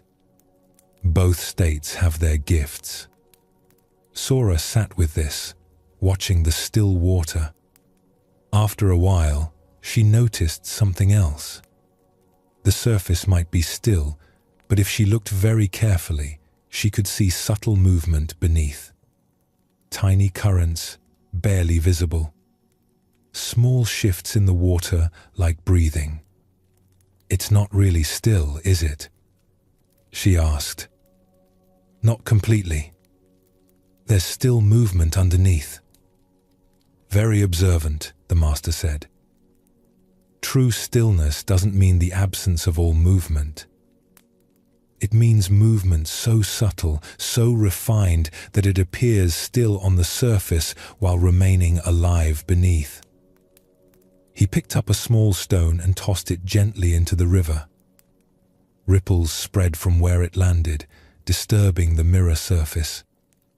But within moments, the water settled back to stillness, absorbing the disturbance without being changed by it. "This is what I've been trying to teach you in meditation," Master Hotaka said. "You think stillness means forcing your mind to stop, making your thoughts disappear, creating some kind of blank emptiness. But that's not stillness. That's suppression." Sora felt her cheeks warm. He was right. She'd been fighting her mind in meditation, trying to wrestle it into silence, frustrated when thoughts kept appearing despite her efforts. Real stillness is like this river, the master continued. On the surface, calm. Underneath, alive with subtle movement. Thoughts can arise and pass without disturbing the fundamental peace. The stillness isn't fragile. It can hold movement within itself. They sat together in silence. Sora watched the river and felt something shifting in her understanding. She'd been approaching meditation like she needed to kill her thoughts, wage war on her mind, force it into submission. No wonder she always felt exhausted after sitting. No wonder peace felt so elusive. "How do I find this kind of stillness?" she asked. "Stop chasing it," Master Hotaka said simply. Stillness isn't something you create through effort. It's what's already here when you stop creating turbulence. "I don't understand." The master gestured to the river. "Why is it still today?" "You said something about conditions aligning. Temperature and pressure." "Yes. The river isn't trying to be still. It's not using some special technique. Conditions are right, and stillness is the natural result. When you sit in meditation, you create conditions. Quiet space, stable posture, gentle attention. Then you let stillness arise naturally instead of trying to manufacture it. Sora thought about this. "But what about my thoughts? They feel like they're preventing stillness." "Are they?" Master Hotaka picked up another stone and tossed it in the river. More ripples spread across the surface. Did that stone prevent the river from being still? It disturbed it temporarily. And now? Sora looked. The surface was calm again, as if the stone had never landed. It's still again. Because the river's fundamental nature is to return to stillness when nothing is actively disturbing it. Your mind is the same way. Thoughts arise, like stones landing in water. They create ripples. But if you don't fight them or grab onto them or throw more stones, the ripples fade naturally and stillness returns. So I just let thoughts come and go? More than that, you recognize that the thoughts aren't preventing stillness. They're just ripples on the surface. Underneath, there's a depth that's always still, always quiet, regardless of what's happening above. Sora closed her eyes and tried to feel this in herself. At first, all she noticed were thoughts, the usual stream of mental chatter. But as she sat with it, not fighting it, she began to sense something beneath the thoughts. A quality of awareness that was watching the thoughts, but wasn't made of thoughts. Still, quiet, present. "I feel it," she whispered, afraid to speak too loudly and lose it. "Good," Master Hotaka said. "That's your river. That's the stillness that's always here, whether your thoughts are calm or churning. You don't have to create it or maintain it. You just have to recognize it." They sat by the river until the sun was high overhead. Gradually, almost imperceptibly, the water began to move again. A breath of wind stirred the surface. A leaf floated past. The river remembered its nature as flowing water and started to flow. But even as it moved, Sora could still sense the stillness underneath. The current might be rushing, but something in the river's depths remained quiet. Movement and stillness weren't opposites. They were partners in the same dance. When they walked back up the hill to the temple, Sora felt different. lighter somehow. She'd been carrying the burden of trying to force stillness, trying to be perfectly peaceful through sheer effort. Now she understood she didn't have to carry that burden. Stillness was already there, waiting to be recognized beneath whatever turbulence appeared on the surface. That evening during meditation, thoughts came as they always did. But instead of fighting them, Sora let them be like ripples on the river. They arose, spread across the surface of her awareness, and faded. And underneath, she could feel the stillness that wasn't disturbed by their coming and going. Days later, she returned to the river. It was flowing normally again, rushing over rocks, creating white foam in the rapids. But she looked at it differently now. She could see the movement, yes, but she could also sense the stillness that held the movement. Both were true. Both were the river. The still river opens a teaching about the nature of peace that many of us misunderstand. We think peace means the absence of all disturbance, the complete cessation of mental activity, a state where nothing moves or changes. But this isn't peace. It's death. Real peace is alive. It can hold movement within itself without being disturbed by it. Like the river that appears still on the surface while remaining vital beneath, genuine inner peace doesn't require your thoughts to stop. It exists as the ground that thoughts move through, unchanged by their passing. Sora's struggle reflects what many of us experience in meditation and in life. We fight our own minds, trying to force silence, frustrated when thoughts keep appearing. This fighting creates more turbulence than the thoughts themselves. It's like throwing stones in the water while demanding the surface be still. Master Hotaka's teaching points to a different approach. Create conditions for stillness, then trust the natural process. Don't manufacture peace through force. Recognize the peace that's already present beneath your mental activity. The image of the river settling back to calm after being disturbed reveals something important about the mind's natural tendency. When you stop actively creating turbulence, things settle on their own. You don't have to push thoughts away or make them disappear. You just have to stop feeding them energy, stop fighting them, stop throwing more stones. This is what Zen Buddhism calls non-interference. Not doing nothing, but not doing too much. Creating space and then allowing natural processes to unfold. The river doesn't try to be still. Stillness arises naturally when conditions support it. The deeper teaching is about recognizing the stillness beneath movement. Even when the river is flowing, even when your mind is busy, there's a depth that remains quiet. This depth is your fundamental awareness, the part of you that witnesses thoughts without being made of thoughts. Most of us identify completely with the surface movement of our minds. We think we are our thoughts, our moods, our mental activity. But this is like the river thinking it's only the ripples on the surface and forgetting the depth beneath. When Sora felt the stillness under her thoughts, she touched something essential. There's a part of you that's always quiet, always at peace, regardless of what's happening in your mental and emotional weather.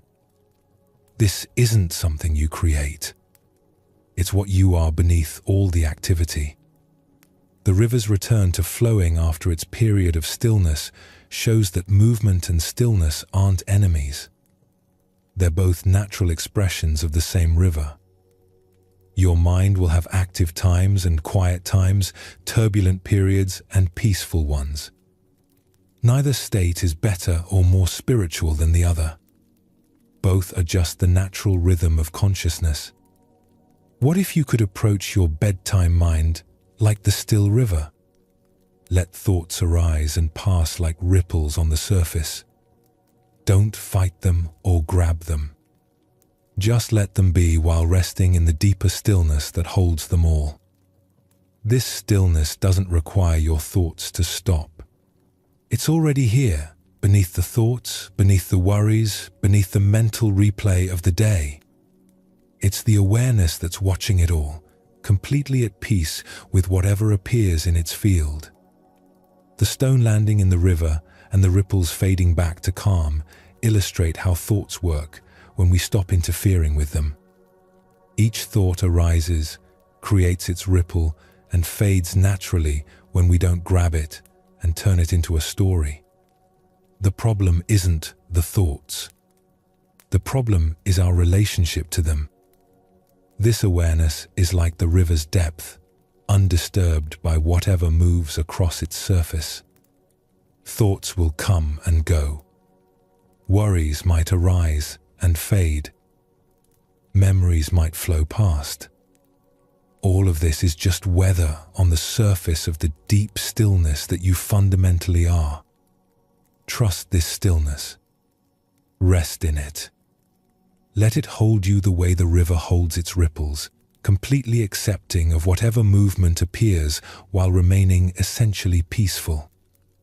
This is the stillness that doesn't exclude life, but includes all of life within its spacious acceptance.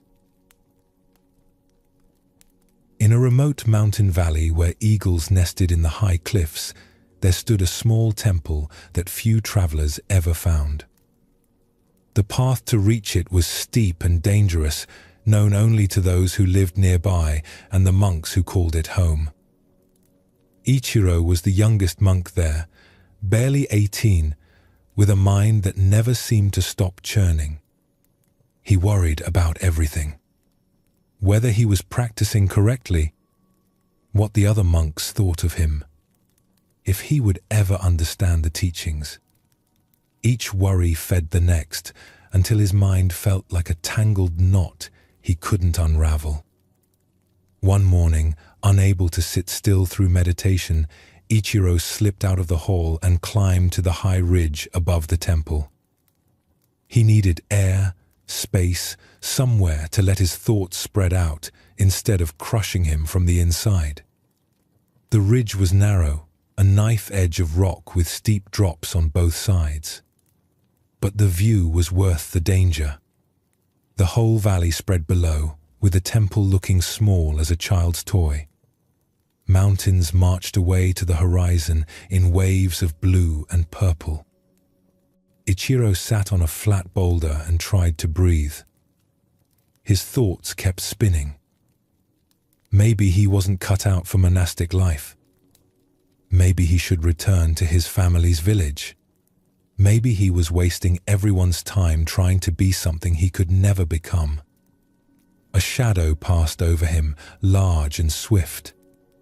He looked up to see an eagle soaring overhead.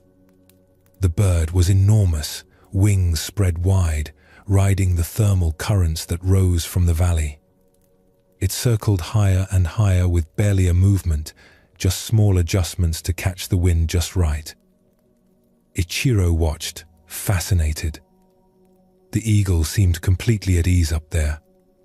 No effort, no struggle, just pure presence in the empty sky. It rose until it was just a speck against the clouds, then hung there, motionless except for the slight trembling of its wingtips. From that height, what could the eagle see? Everything, probably. The whole valley at once. The temple, the villages, the rivers, the forests. All of it together in one view, none of it close enough to dominate its vision. Something about watching the eagle ease the knot in Ichiro's chest. Up there, everything that seemed so urgent and overwhelming from the ground became small. Part of a larger pattern. The eagle wasn't worried about any of it. It just rode the currents, seeing everything, attached to nothing. Beautiful creature, isn't it? Ichiro turned to find Master Riku, standing a few feet away. The old teacher must have followed him up the trail, though Ichiro had heard nothing. "I'm sorry, Master," Ichiro said. "I should be in meditation."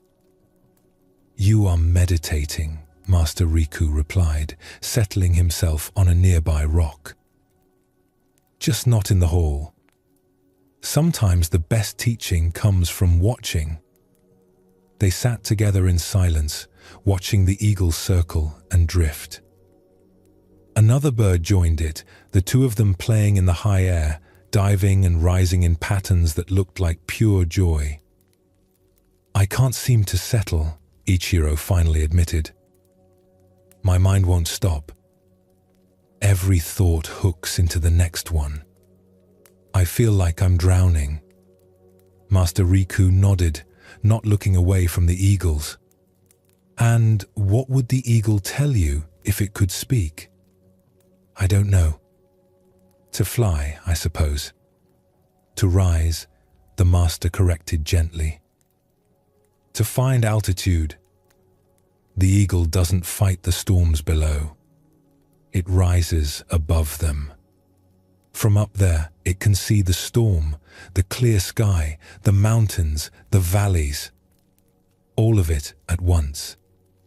Nothing is too close, too overwhelming." Ichiro watched the eagles spiral higher. "But I can't actually fly." "No," Master Riku agreed. "But you can find that same height in your awareness. Right now, you're down in the valley of your thoughts, where each one feels huge and urgent. Every worry blocks your view. Every fear feels like the whole sky." He gestured to the eagles above. "What if you could step back? Rise up in your own awareness and see all those thoughts from a distance? They'd still be there, but they wouldn't fill your whole vision. You could see them as part of a larger landscape." "How do I do that?" "The same way the eagle does.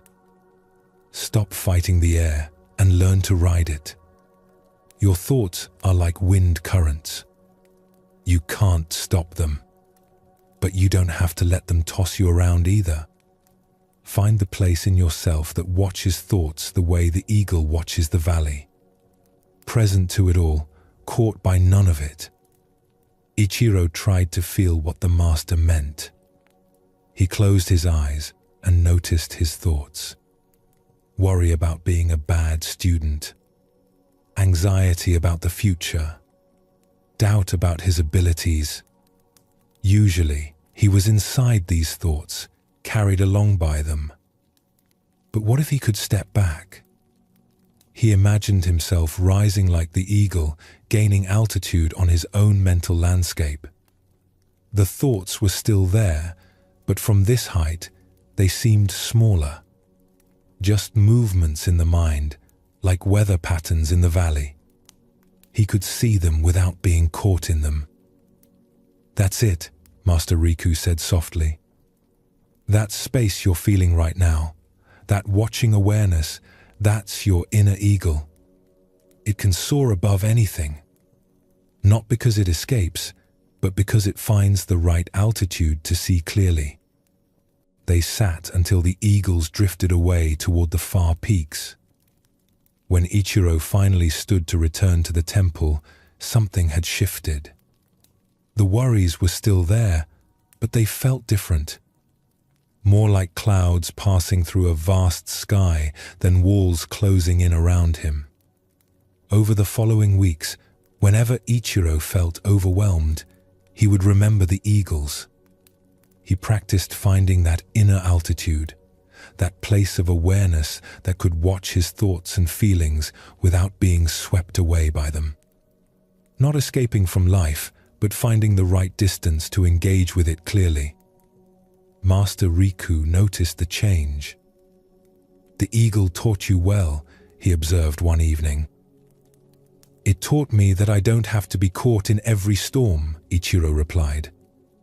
"I can rise to where I see the storm and the clear sky and everything together. From there, nothing feels so overwhelming. That's detachment, the master said. Not running away, but finding the freedom to engage with life from a place of clarity instead of confusion. The eagle is always present, always aware, but never trapped by what it observes. The eagle's teaching reveals something essential about freedom. Ichiro discovered that detachment isn't coldness or distance from life. It's the ability to remain present without being consumed. We spend most of our time too close to our own experience. Each thought feels enormous because we're standing right next to it. Each emotion fills our whole field of vision. We're down in the valley where individual trees block our view of the forest. The eagle offers a different perspective. From height, you can see patterns instead of just fragments. You can hold many things in your awareness at once instead of being dominated by one urgent concern. This doesn't mean you care less. It means you see more clearly. Master Riku's teaching about riding the wind instead of fighting it points to a fundamental shift. The currents of thought and feeling will move through you whether you like it or not. Fighting them exhausts you. Learning to ride them, to maintain your center while they move, that's wisdom. The inner altitude Ichiro discovered is always available. It's the awareness that watches your thoughts without being made of thoughts. When you find this perspective, everything that seemed overwhelming becomes manageable. Not because problems disappear, but because you see them in context, as part of a larger whole. Detachment in Zen Buddhism doesn't mean not caring. It means caring without being trapped. Engaging fully without losing yourself. Like the eagle completely present to the valley, without being caught in any particular part of it. This understanding brings a natural ease. When you know you can rise above any mental storm, the storms lose their power to frighten you. They're just weather passing through the vast sky of your awareness. In a monastery garden where flowers bloomed in careful arrangement, there was one section left deliberately wild. Roses grew there, untended and uncontrolled, sprawling across old stone walls and tangling with each other in ways that would have horrified the careful gardeners. Kenta found himself drawn to this wild corner despite its disorder, or maybe because of it. Everything else in the monastery was so precise, so controlled. The wild roses felt like a secret pocket of truth in all that perfection. He was kneeling there one afternoon, reaching carefully between the branches to touch a deep red bloom when a thorn caught his finger. Sharp and sudden, it drew a small bead of blood. Kenta pulled his hand back with a curse, then immediately felt ashamed. A monk shouldn't curse over such a small thing. He looked at his finger, at the tiny wound, and then back at the rose that had pricked him. The flower was beautiful. Deep crimson petals layered in spirals, scent so rich it almost made him dizzy. But those thorns, vicious and sharp, guards protecting something precious. Both together, a voice said behind him. Kenta turned to see Master Takara, the abbot, standing at the edge of the wild garden. The old teacher's robes were simple and worn, her face lined with years of practice. "Master," Kenta said, standing quickly. "I was just looking at the roses." "And they bit you," Master Takara observed with a gentle smile. She came to stand beside him, looking at the same rose. "That's what roses do. They offer beauty and they draw blood. Both together, always." She reached out her own hand, showing Kenta the small scars on her fingers. I tend these roses sometimes. Each scar is from a moment of reaching for beauty and finding the thorn instead. Or finding both at once. Why leave them wild like this? Kenta asked. The gardeners could trim them, train them, make them safer. Safer, yes, Master Takara agreed. But would they still be roses? Part of what makes them beautiful is their wildness, their refusal to be completely tamed. The thorns are not separate from the flower. They're part of the same plant, the same life. She touched a petal with obvious affection. Life is like this rose, Kenta. It offers us moments of incredible beauty. Love, joy, wonder, peace. And it also offers us pain, loss, disappointment, grief, difficulty. We spend so much energy trying to have one without the other, trying to pluck the flower and leave the thorns behind. But it doesn't work that way. So we just accept being hurt. We accept that beauty and pain often come together, the master replied. We don't seek pain, but we don't let fear of thorns keep us from reaching for flowers either. The question isn't how to avoid all thorns. The question is whether we're willing to risk the prick for the sake of the bloom. Kenta looked at his finger, the blood already drying. Such a small wound, really. Barely worth noticing. And in exchange, he'd gotten to touch that perfect flower, breathe that intoxicating scent. I've been trying to practice perfectly, he admitted. Never making mistakes, never feeling anything difficult, always staying calm and controlled. But it's exhausting. And I'm not sure it's working. Master Takara smiled with understanding. You're trying to be a rose with no thorns. But such a thing doesn't exist. The thorns are part of how the rose protects itself, how it maintains boundaries, how it stays wild and alive. Without them, it would be something else. Maybe still beautiful, but not a rose. They walked together through the wild garden. Roses sprawled everywhere, some in full bloom, others just budding, a few already fading to brown at the edges. Petals littered the ground in patterns that looked almost intentional.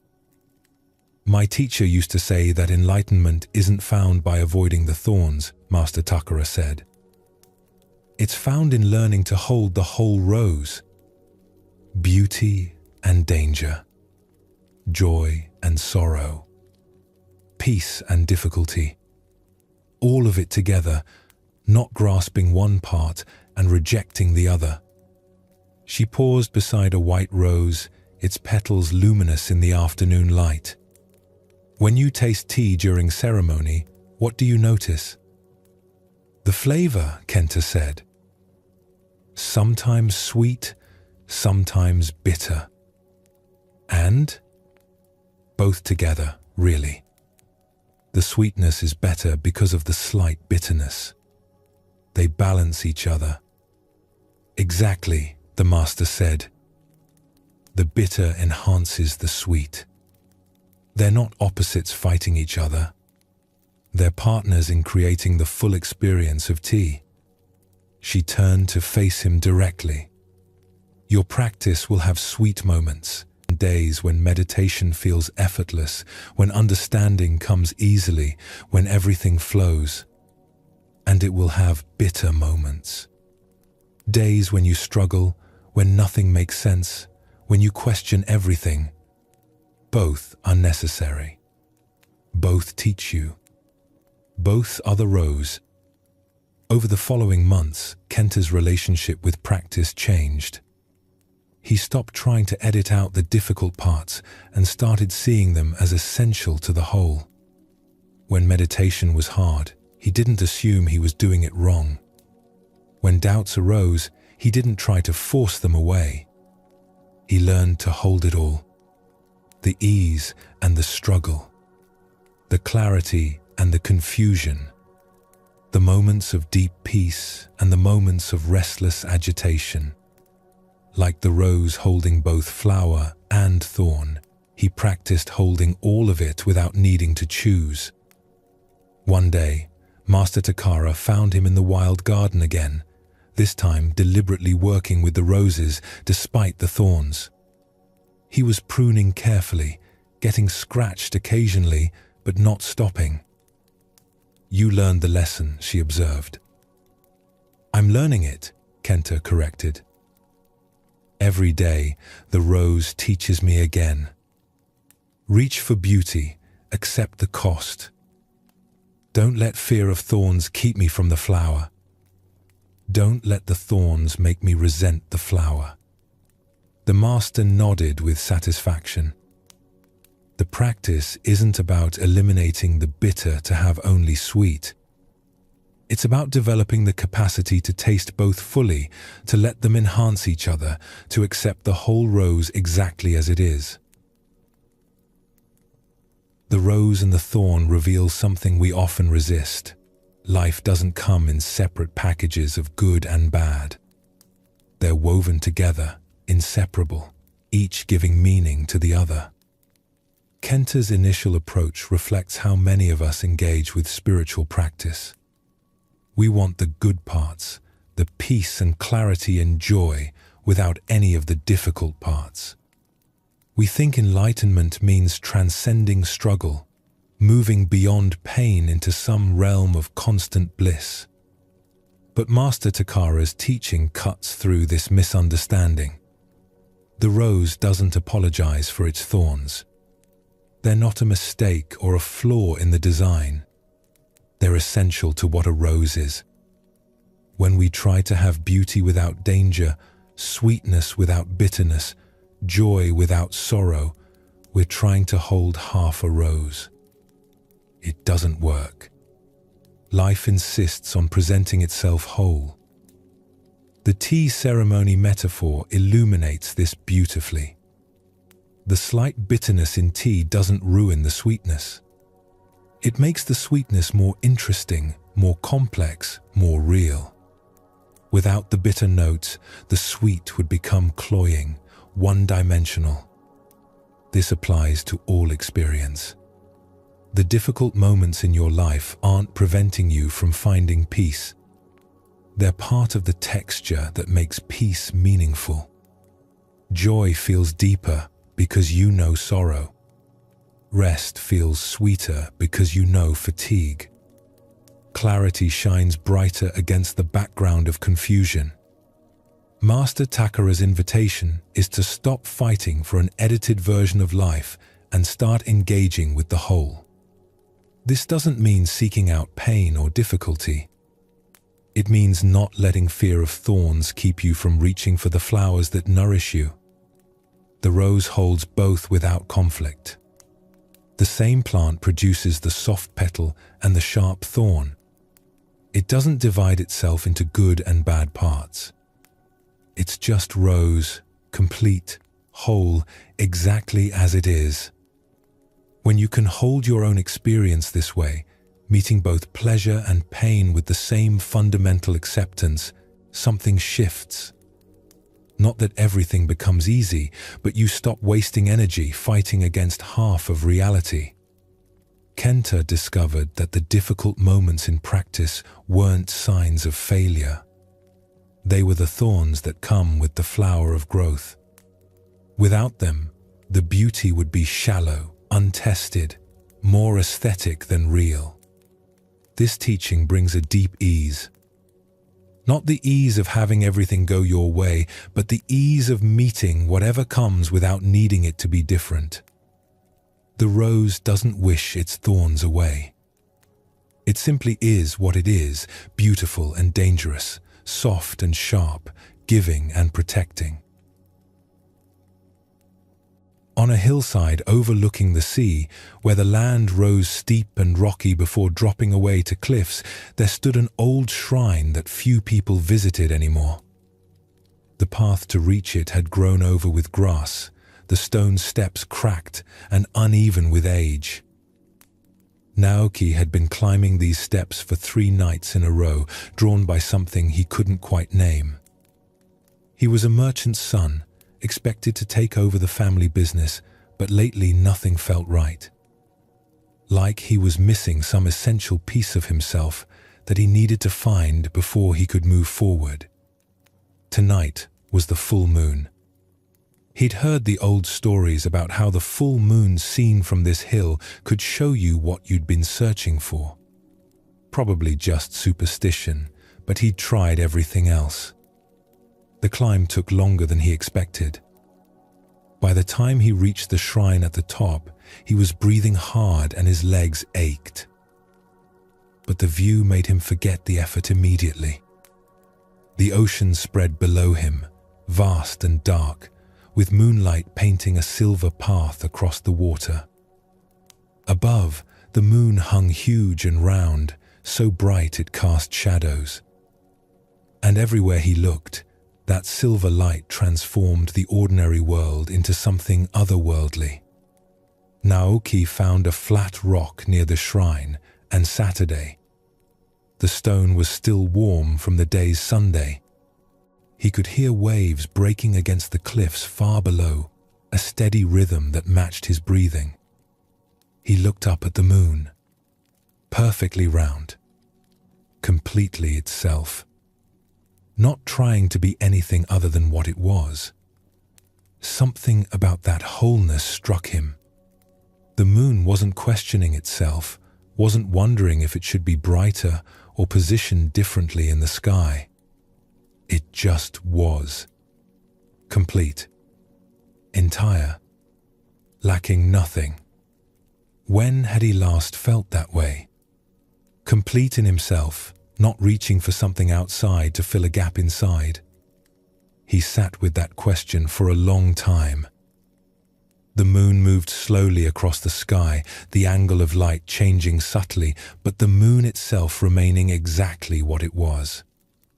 Footsteps on the path made him turn. An old woman was climbing the last few steps to the shrine, moving slowly but steadily. She carried a small bundle of incense and a cloth bag. "Good evening," she said when she noticed him. Her voice was surprisingly strong for her age. "You're here for the moon too?" "I suppose I am," Naoki replied. She smiled and moved to the shrine, lighting her incense with practiced movements. The sweet smoke drifted on the night breeze. When she finished her prayers, she came to sit on a rock near Naoki. "I come every full moon," she said. "Have for 40 years since my husband died. There's something about the full moon that reminds me of what's real." "What do you mean?" She looked up at the moon, her weathered face peaceful. "The moon is always whole. Even when we can't see all of it, when it appears as a crescent or half, it's still entirely itself. The wholeness never goes away. Only our view of it changes." Naoki felt something stir in his chest. "So we're like that too?" "That's what I've learned," the old woman said. "We feel incomplete, like something's missing, like we need to find or achieve or become something before we're whole. But it's just the angle we're looking from. We're already complete.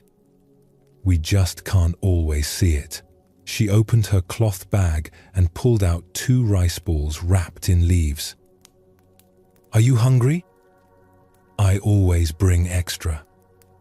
They ate together in comfortable silence, watching the moon continue its journey across the sky. The rice was simple but good, flavored with salt and sesame. "I've been feeling lost," Naoki admitted. "Like there's something I'm supposed to find or do or be, but I don't know what it is. Everything feels wrong." The old woman nodded. "I felt that way after my husband died. Like half of me was gone and I needed to find it somewhere. I searched for years, tried to fill the emptiness with work, with helping others, with pilgrimages to sacred places. Nothing worked. What changed? The moon taught me, she said simply. One night I was sitting right here, feeling sorry for myself, and I looked up at the full moon, and I realized it wasn't giving me anything. It wasn't filling my emptiness. It was just reflecting back what was already there. She gestured to the ocean below, where the moon's reflection trembled on the water. See that? The moon is reflecting on the water, but the reflection isn't the moon. The moon is still up there, complete and whole, regardless of what appears on the water's surface. I don't understand. You're looking for completeness in reflections, she explained. In achievements, relationships, possessions, experiences. Those are like the moon's reflection on water. Beautiful, but they're not the actual moon. The completeness you're seeking is already in you. It's what you are, not what you need to find. Naoki looked up at the moon again. Whole, complete. Not seeking anything, not lacking anything. Just being fully what it was. How do I know that's true? He asked. How do I feel that completeness when everything tells me I'm not enough? The old woman was quiet for a moment. What's here right now, in this moment? You're breathing. Your heart is beating. You're aware of the moon, the ocean, me sitting here with you. Is anything missing from this moment itself? Naoki scanned his present experience. The warmth of the stone beneath him, the cool night air, the sound of waves, the light of the moon, his own quiet presence, witnessing all of it. Nothing was missing. The moment was complete exactly as it was, and he was part of that completeness, not separate from it. I see what you mean, he said quietly. That seeing is enough, the old woman replied. You don't have to hold on to it or make it permanent. Just knowing it's possible changes everything. The completeness is always here, even when you lose sight of it. Like the full moon behind clouds. They sat together until the moon began to set toward the ocean horizon. When the old woman stood to leave, she touched his shoulder gently. Come back next month if you want. The moon will be full again, and I'll be here. But you don't need to come back to be complete. You already are. After she left, Naoki stayed until the moon touched the ocean, spreading liquid silver across the waves. He felt different, lighter, not because he'd found what he was looking for, but because he'd realized there was nothing to find. It had been here all along. When he descended the hill in the pre-dawn darkness, the world looked the same, but he saw it differently. The incompleteness he'd been carrying was just a story, a way of seeing. The truth was simpler. He was already whole. He'd always been whole. He just kept forgetting to notice. The full moon teaches something that runs counter to almost everything we're told about ourselves. We grow up learning that we're incomplete, that we need to acquire things, achieve things, become things before we're enough. This creates a constant sense of lack. Something's always missing. Some piece we need to find before we can finally rest, finally be okay, finally feel whole. But what if that's backwards? What if the incompleteness is learned, not fundamental? What if you're already whole, already complete, And the only problem is that you've been taught not to see it. The old woman's distinction between the moon and its reflection cuts to the heart of this. We spend our lives chasing reflections. If I get this job, this relationship, this achievement, then I'll be complete. But these are just reflections, temporary appearances on the surface of things. They can't give you wholeness, because wholeness isn't something you can acquire from outside. This isn't about giving up on goals or pretending you don't have genuine needs. It's about recognizing that beneath all the striving and seeking, there's already a fundamental okayness. You're already here, already alive, already aware. That's complete in itself. Naoki's realization came when he checked his present moment experience directly. Not his thoughts about the past or future, but the actual felt sense of being here now. And he found nothing missing. The moment itself was whole. This is what Zen Buddhism points to when it talks about original nature or Buddha nature. Before you learned to feel incomplete, before you started believing something was wrong with you, there was just this: awareness, presence, being, already complete. The moon behind clouds remains full even when we can't see it. Your fundamental completeness remains true even when you lose touch with it. The clouds of thought, the stories about what you lack, they don't change what's true underneath. They just temporarily hide it from view. This teaching brings a profound relief. You can stop waiting to become worthy. You can stop postponing okayness until you fix everything. The wholeness you seek isn't at the end of a long journey. It's here, now, available in the simple recognition of what's already true. In a valley where mist gathered thick each morning, there was a temple known for keeping a sacred flame. The flame had burned continuously for 300 years, tended by generations of monks who took turns feeding it fuel and protecting it from wind and rain. Shin was the youngest monk tasked with flame-keeping duty. It wasn't glamorous work. It meant waking in the middle of the night to add wood. It meant sitting in the flame room during cold winters and hot summers, watching to make sure nothing went wrong. It meant treating this one small fire as if it were the most important thing in the world. Some nights, watching the flame flicker and dance, Shin wondered what the point was. Why keep this one fire burning? What difference did it make? Master Yoshi found him on such a night, sitting by the flame looking discouraged. "Trouble?" the old teacher asked. "I don't understand why we do this," Shin admitted. "Keeping one fire lit for 300 years. So much effort for something that seems so small." Master Yoshi settled himself near the flame, holding his hands toward its warmth. "Tell me, what keeps this flame burning?" "I do. We do. The monks who tend it." "And what did the flame need from you tonight?" "Wood, air, attention. And if you stopped giving it these things?" "It would die," Shin said. "So the flame depends entirely on your care," Master Yoshi observed.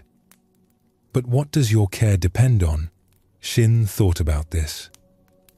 "My commitment, my attention, my willingness to keep showing up. And where does that commitment come from? I don't know anymore. That's the problem." Master Yoshi smiled. "Let me ask differently. What happens in you when you feed the flame? What do you feel?" Shin paid attention to his own experience. When he added wood to the fire, when he watched it catch and flare brighter, what did he feel? A quiet satisfaction. a sense of purpose, connection to something larger than himself. "I feel like I'm part of something," he said slowly. "Something that started before me and will continue after me. The flame connects me to all the monks who've tended it before." "Yes," Master Yoshi said. "And what else?" Shin watched the flame closely. It never stayed the same. Always moving, changing, responding to each new piece of wood. Alive in a way that felt almost conscious. "The flame teaches me," he realized, "about attention, about constancy, about how small, steady efforts add up to something that lasts." "Now you're beginning to understand," the master said. "The flame isn't just something you tend. It's something that tends you. You feed it wood. It feeds you wisdom. You give it attention. It gives you purpose. You protect it from going out. It protects you from feeling empty." Shin felt something click into place. "So, we're tending each other." "All living things do this," Master Yoshi replied. "Trees give us shade and oxygen. We protect trees by planting and caring for them. Rivers provide water. We keep rivers clean. Everything tends everything else. Nothing exists alone." He gestured to the flame. "This fire is your teacher in how to tend your own inner flame. The one that makes you feel alive, connected, purposeful. That flame also needs feeding. Also needs protection from wind and rain. Also needs someone to wake up in the middle of the night and add fuel when it's burning low." "How do I feed that flame?" Shin asked. "The same way you feed this one. With attention. With small, consistent acts. With showing up even when you don't feel like it. With remembering why it matters." Over the months that followed, Shin's relationship with flamekeeping changed. He stopped seeing it as a duty and started experiencing it as a practice. The outer flame became a mirror for his inner flame. When he felt his energy low, his purpose dimming, he would come sit by the fire and remember: small fuel, steady tending, constant attention. That's all it took to keep something burning across centuries. He began to notice his inner flame more carefully. What fed it? Time in meditation. Conversations with fellow monks. Moments of quiet in the early morning. Acts of service. Learning something new. These were his fuel. What threatened it? Exhaustion without rest. Comparison with others. Forgetting his purpose. Letting criticism from his own mind blow cold winds on his warmth.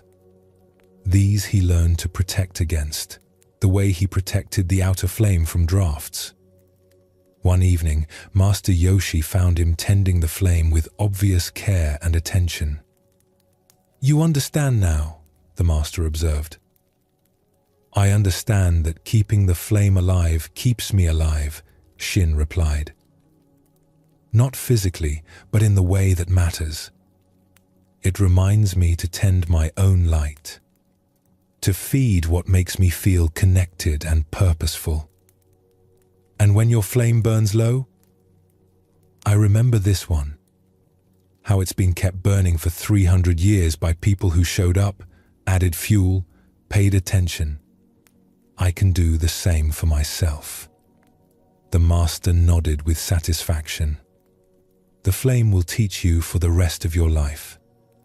Every time you feed it, you'll remember to feed yourself. Every time you protect it, you'll remember what you need protection from. Every time you watch it burn steady and bright, you'll remember what's possible when something is truly tended." Years later, when Shin became the master of flame-keeping and taught younger monks, he would tell them, "This isn't about keeping one small fire alive. It's about learning what it takes to keep anything alive. Your joy, your purpose, your sense of connection. These are flames too. They need the same care, the same attention, the same steady tending." The sacred flame reveals something essential about what it means to be alive and aware. We talk about keeping our spirits up, maintaining our energy, staying connected to what matters. But we rarely think about this as an active practice, something that requires consistent tending.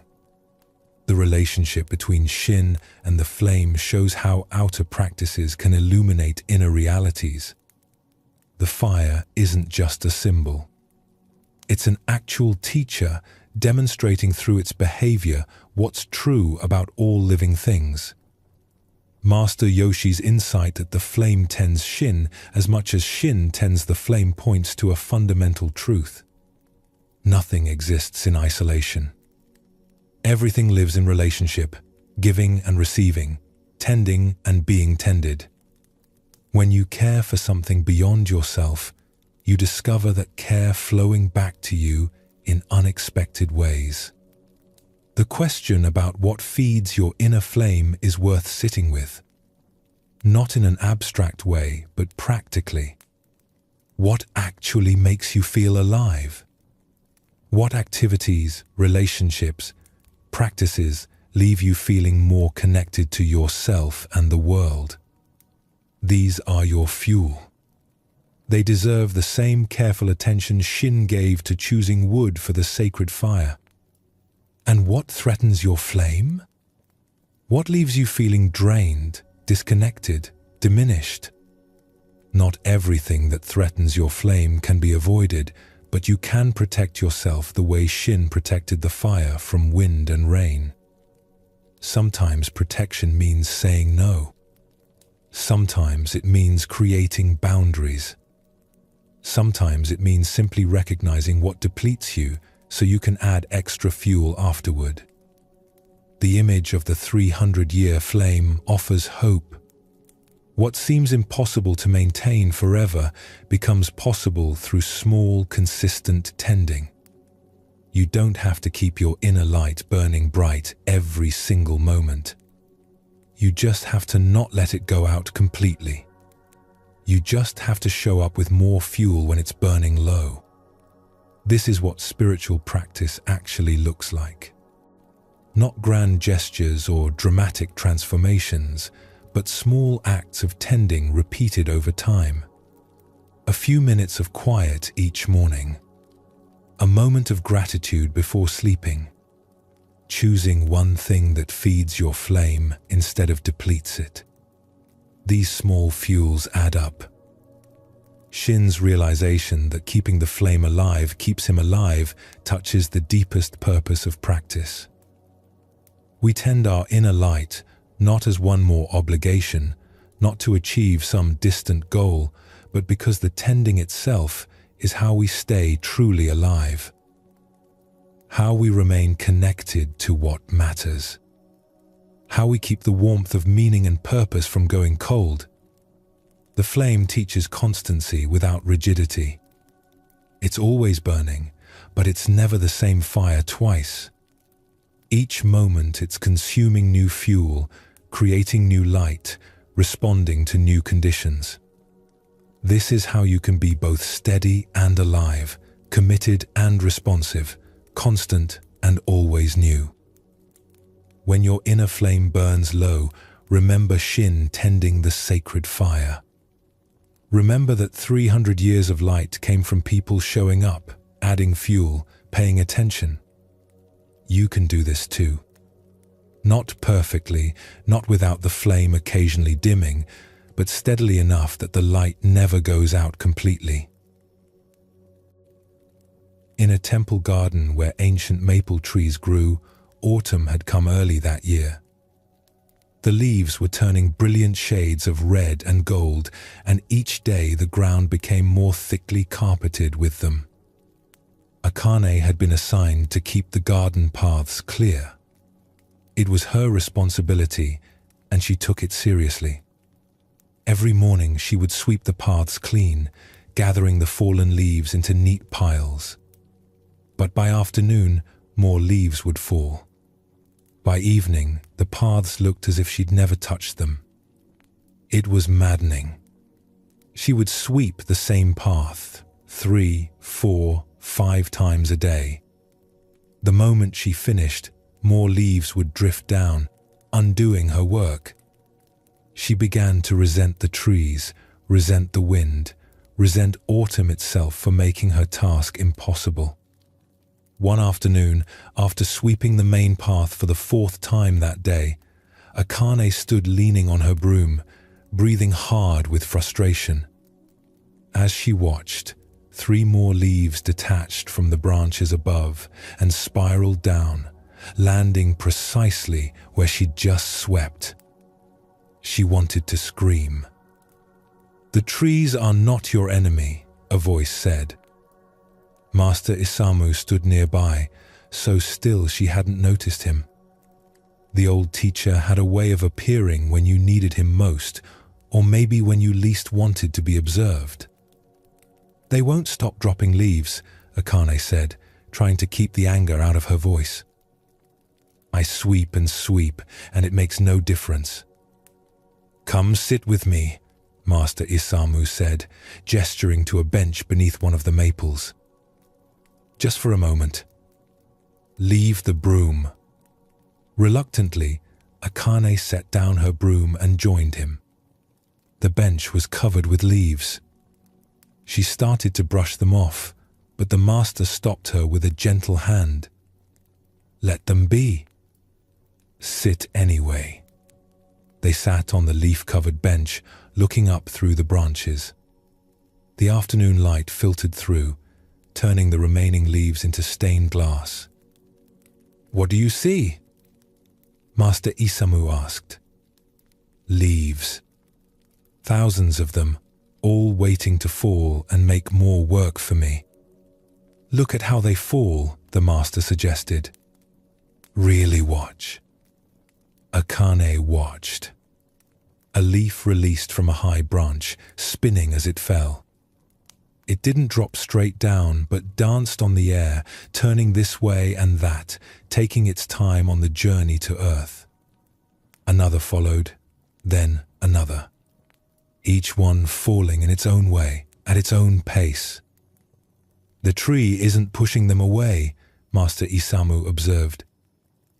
"The leaves aren't clinging to stay. When the time comes, the connection simply releases. Natural as breathing." Akane watched a leaf let go. One moment attached, the next falling. No struggle, no resistance. Just release. "I'm trying to hold back autumn," she said quietly. "You're trying to hold back change," the master replied. "Trying to make things stay as you want them.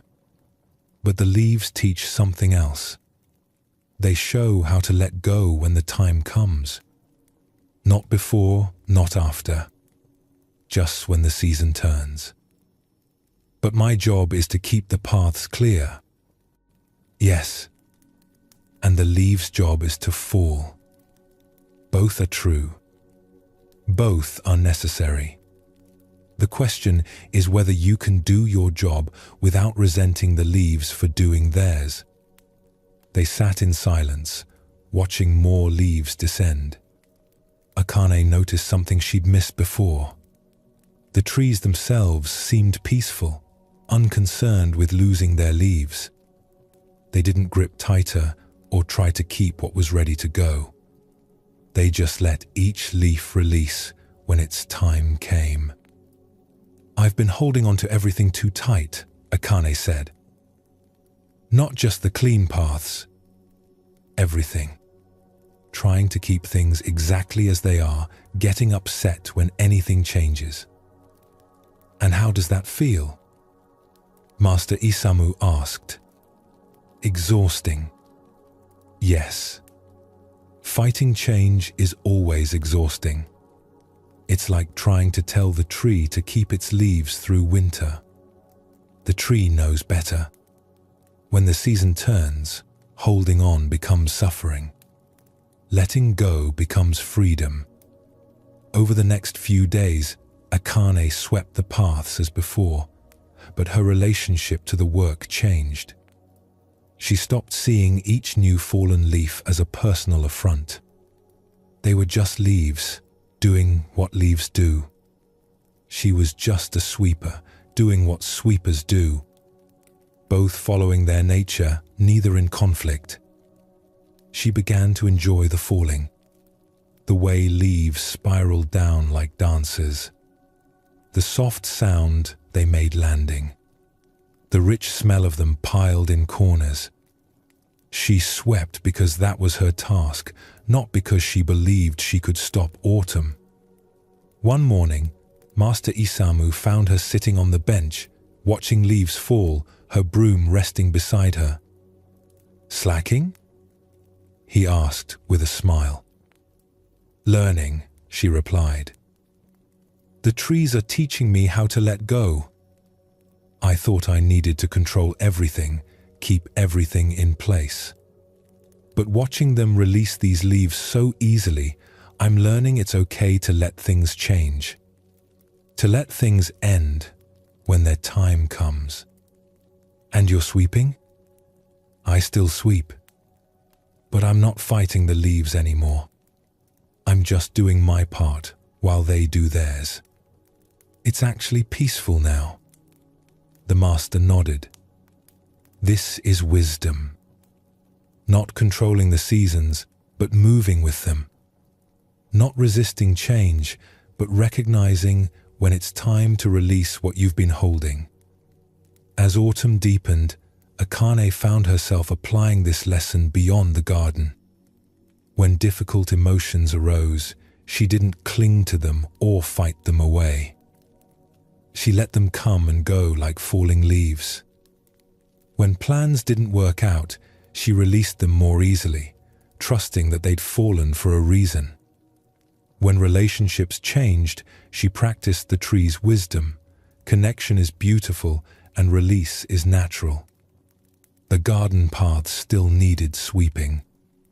The leaves still fell. But Akane had stopped fighting autumn and learned to dance with it instead. The falling leaves teach what might be the hardest lesson in being human, the art of letting go. We spend so much energy trying to hold things in place. Relationships that have run their course. Jobs that no longer fit. Versions of ourselves we've outgrown. We grip tight, afraid that letting go means losing something essential. But watch a tree in autumn. It doesn't diminish itself by releasing its leaves. It doesn't become less than it was. The letting go is part of its nature, part of the cycle that allows new growth when spring returns. Akane's struggle was thinking she could prevent change through sheer effort. But fighting change doesn't stop it. It only exhausts you. The leaves fall whether you resent them or welcome them. The only question is how much you suffer in the process. Master Isamu's teaching points to something subtle. Letting go isn't giving up or being passive. It's recognizing when holding on has become suffering. The tree knows this instinctively. When the season turns, when the connection between branch and leaf has served its purpose, release becomes natural. We can develop this same wisdom. Not letting go of everything indiscriminately, but learning to sense when we're gripping something past its time. When the effort to maintain what was is preventing what wants to become. The peace Akane found came not from getting the trees to stop dropping leaves, but from accepting that falling is what leaves do. She could sweep without resenting the nature of things. She could do her work without needing reality to be different than it is. This acceptance doesn't mean you stop caring or cease your efforts. Akane still swept the paths, but she swept in harmony with autumn rather than in opposition to it. She did her part without demanding that the world stop doing its part. Think about what you might be holding too tightly. What are you trying to preserve past its natural season? What would it feel like to release your grip just slightly, to let things change and shift and fall away when their time comes? The trees show that letting go can be graceful, not a violent ripping away, but a gentle release when the connection has naturally dissolved. This is how endings can be when we stop fighting them. Natural, peaceful, making space for whatever comes next. In a valley monastery known for its demanding practices, there lived a young monk named Daiki who had been training for 5 years. He meditated for hours each day. He studied the ancient texts until his eyes ached. He performed every ritual with exacting precision. He barely slept, afraid that rest meant slacking in his spiritual pursuit. Other monks seemed peaceful, settled in their practice. But Daiki felt farther from enlightenment than when he'd started. The harder he tried, the more elusive peace became. It was like chasing a shadow. The faster he ran toward it, the faster it fled. He was exhausted. His body ached from long meditation sessions in rigid posture. His mind spun with concepts and techniques and frameworks for understanding. He had notebooks full of insights, plans for practice, goals for realization. But actual peace? That remained out of reach. One evening, unable to sit still for another moment, Daiki walked out to the edge of the monastery grounds where a small stream ran. He sat on a rock by the water, his whole body tense with frustration. Master Kaito found him there, hunched over, head in his hands. "Daiki," the old teacher said gently, "you look worse than when you arrived 5 years ago." "I'm trying so hard, Master," Daiki said, looking up with red-rimmed eyes. "I practice more than anyone. I study longer, meditate deeper, push myself harder. But I'm not getting anywhere. What am I doing wrong?" Master Kaito sat on a nearby rock. "Show me how you meditate." Daiki immediately straightened his spine, arranged his legs in perfect posture, controlled his breathing with careful counts, and forced his face into an expression of serene concentration. Every muscle in his body was tight with effort. "And how long do you sit like this?" the master asked. 4 hours each morning, 3 each evening." "How does it feel?" "Painful, exhausting. But I thought that's what practice requires. Discipline, effort, pushing through resistance." Master Kaito was quiet for a long moment, watching the stream flow past. "Do you see that water?" "Yes." "Is it trying to flow?" Daiki looked at the stream. The water moved effortlessly over rocks, around roots, following the path of least resistance. It wasn't straining or forcing. It just flowed, because that's what water does. "No," Daiki admitted. "It's just flowing." "And does it reach the ocean?" "Eventually, yes." "Through trying hard?" "Through following its nature." Master Kaito nodded. "For 5 years, you've been trying to force yourself into enlightenment, trying to create peace through effort. But peace isn't something you achieve through struggle. It's what remains when you stop struggling. But surely practice requires effort, Daiki protested. I can't just do nothing. There's a difference between true practice and trying too hard, the master said. True practice is like the stream.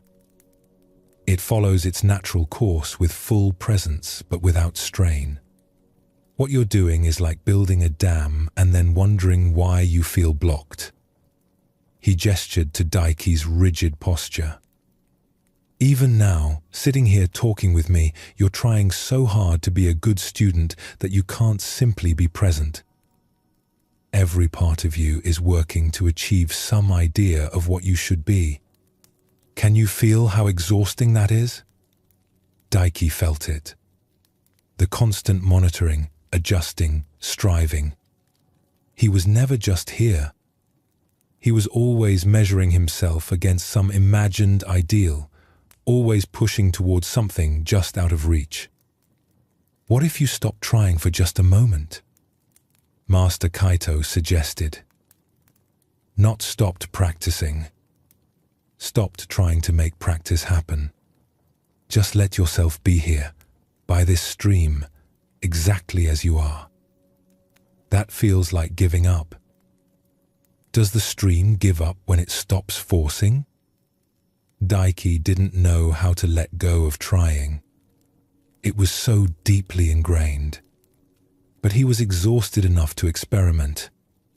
He let his shoulders drop, stopped controlling his breathing, released his rigid posture, let his face relax into its natural expression. Immediately, he felt like he was doing it wrong, like he'd failed. But he stayed with it anyway, letting himself be exactly as he was in that moment. Tired, frustrated, confused, not trying to be peaceful, just allowing what was actually here. And in that small release of trying, something shifted. The stream kept flowing. Birds called in the trees. His breath moved in and out by itself. Everything was already happening without his effort to make it happen. I've been working so hard to become peaceful that I never noticed peace was already here, Daiki said quietly. Not in me, but as me. As everything. I just kept covering it up with my trying. Yes, Master Kaito said. The trying is what prevents what you're trying to achieve. It's like digging a hole to find the ground. The ground is already here. The digging just makes it harder to see. Over the following weeks, Daiki's practice transformed. He still meditated, but without trying to force some special state. He still studied, but without grasping for knowledge. He still practiced rituals, but without the desperate hope that this time, finally, they would deliver enlightenment. The change was subtle but profound. Instead of exhausting himself reaching for peace, he learned to notice the peace that was already present beneath his reaching. Instead of trying to become someone worthy of awakening, he started recognizing the awareness that was already awake, already here, already whole. Master Kaito watched this transformation with quiet satisfaction. One morning, finding Daiki sitting by the stream with an expression of simple presence, the teacher smiled. "Better?" he asked. "So much better," Daiki replied. "I stopped trying to arrive somewhere I already am. The stream taught me that. It's always already at every point on its journey to the ocean. It doesn't wait until it reaches the sea to be truly flowing. And you? I'm already what I was trying to become. I just kept missing it because I was too busy trying." Daiki's exhausting search reveals a paradox at the heart of spiritual practice. The trying itself often becomes the obstacle. We work so hard to achieve peace that the very effort prevents peace from being recognized. This doesn't mean practice has no place or that effort is always wrong. It means we need to understand what we're actually doing. Are we creating conditions for recognition, or are we trying to manufacture an experience through force? The stream flows without trying to flow. Birds sing without effort to be musical. Your heart beats, your lungs breathe, your body digests food, all without your conscious effort. Life knows how to live itself. Awareness knows how to be aware. The trying gets in the way. Master Kaito's question about the stream points to this. Water doesn't reach the ocean through exhausting effort.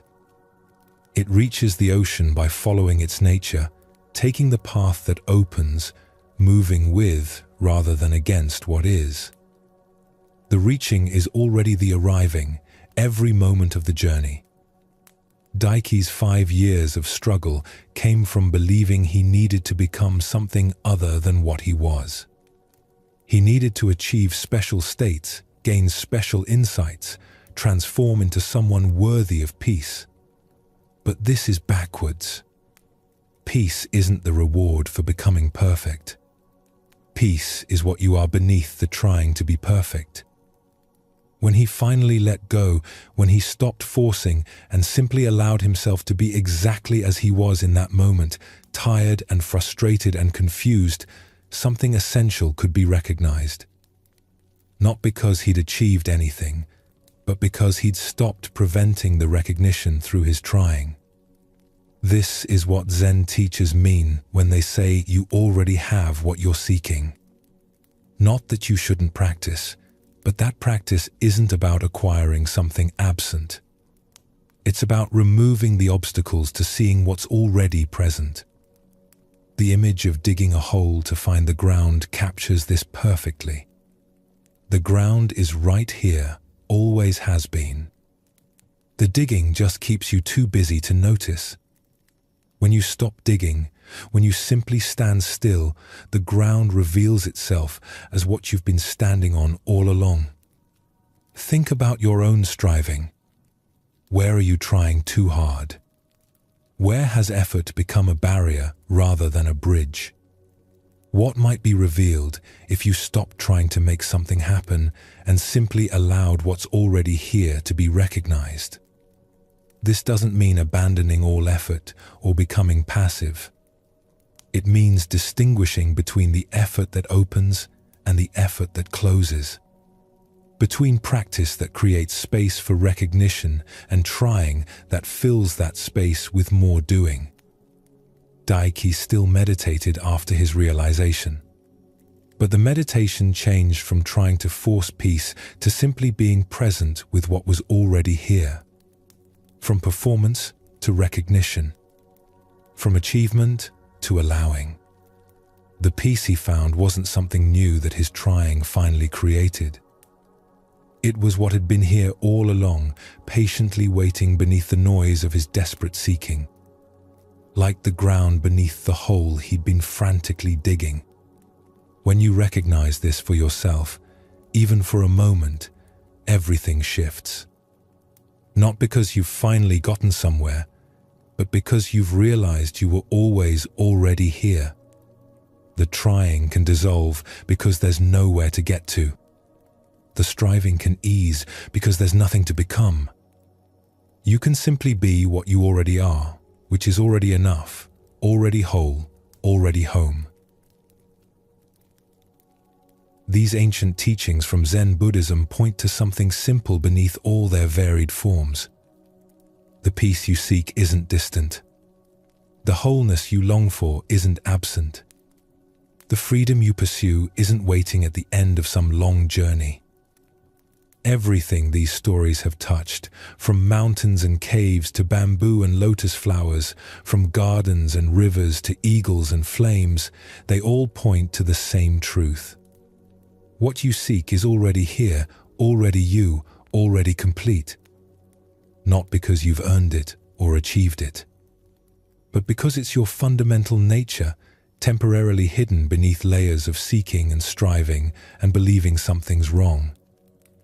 The mountain showed that peace doesn't depend on perfect conditions. The cave revealed the sacred space inside yourself. The bamboo taught flexibility rooted in strength. The lotus demonstrated beauty emerging from mud. The garden showed harmony between order and chaos. The still river revealed peace that holds movement within itself. The eagle offered perspective that sees without being caught. The rose held both beauty and thorn in the same embrace. The moon reflected your completeness exactly as you are. The flame illuminated what it means to tend what matters. The falling leaves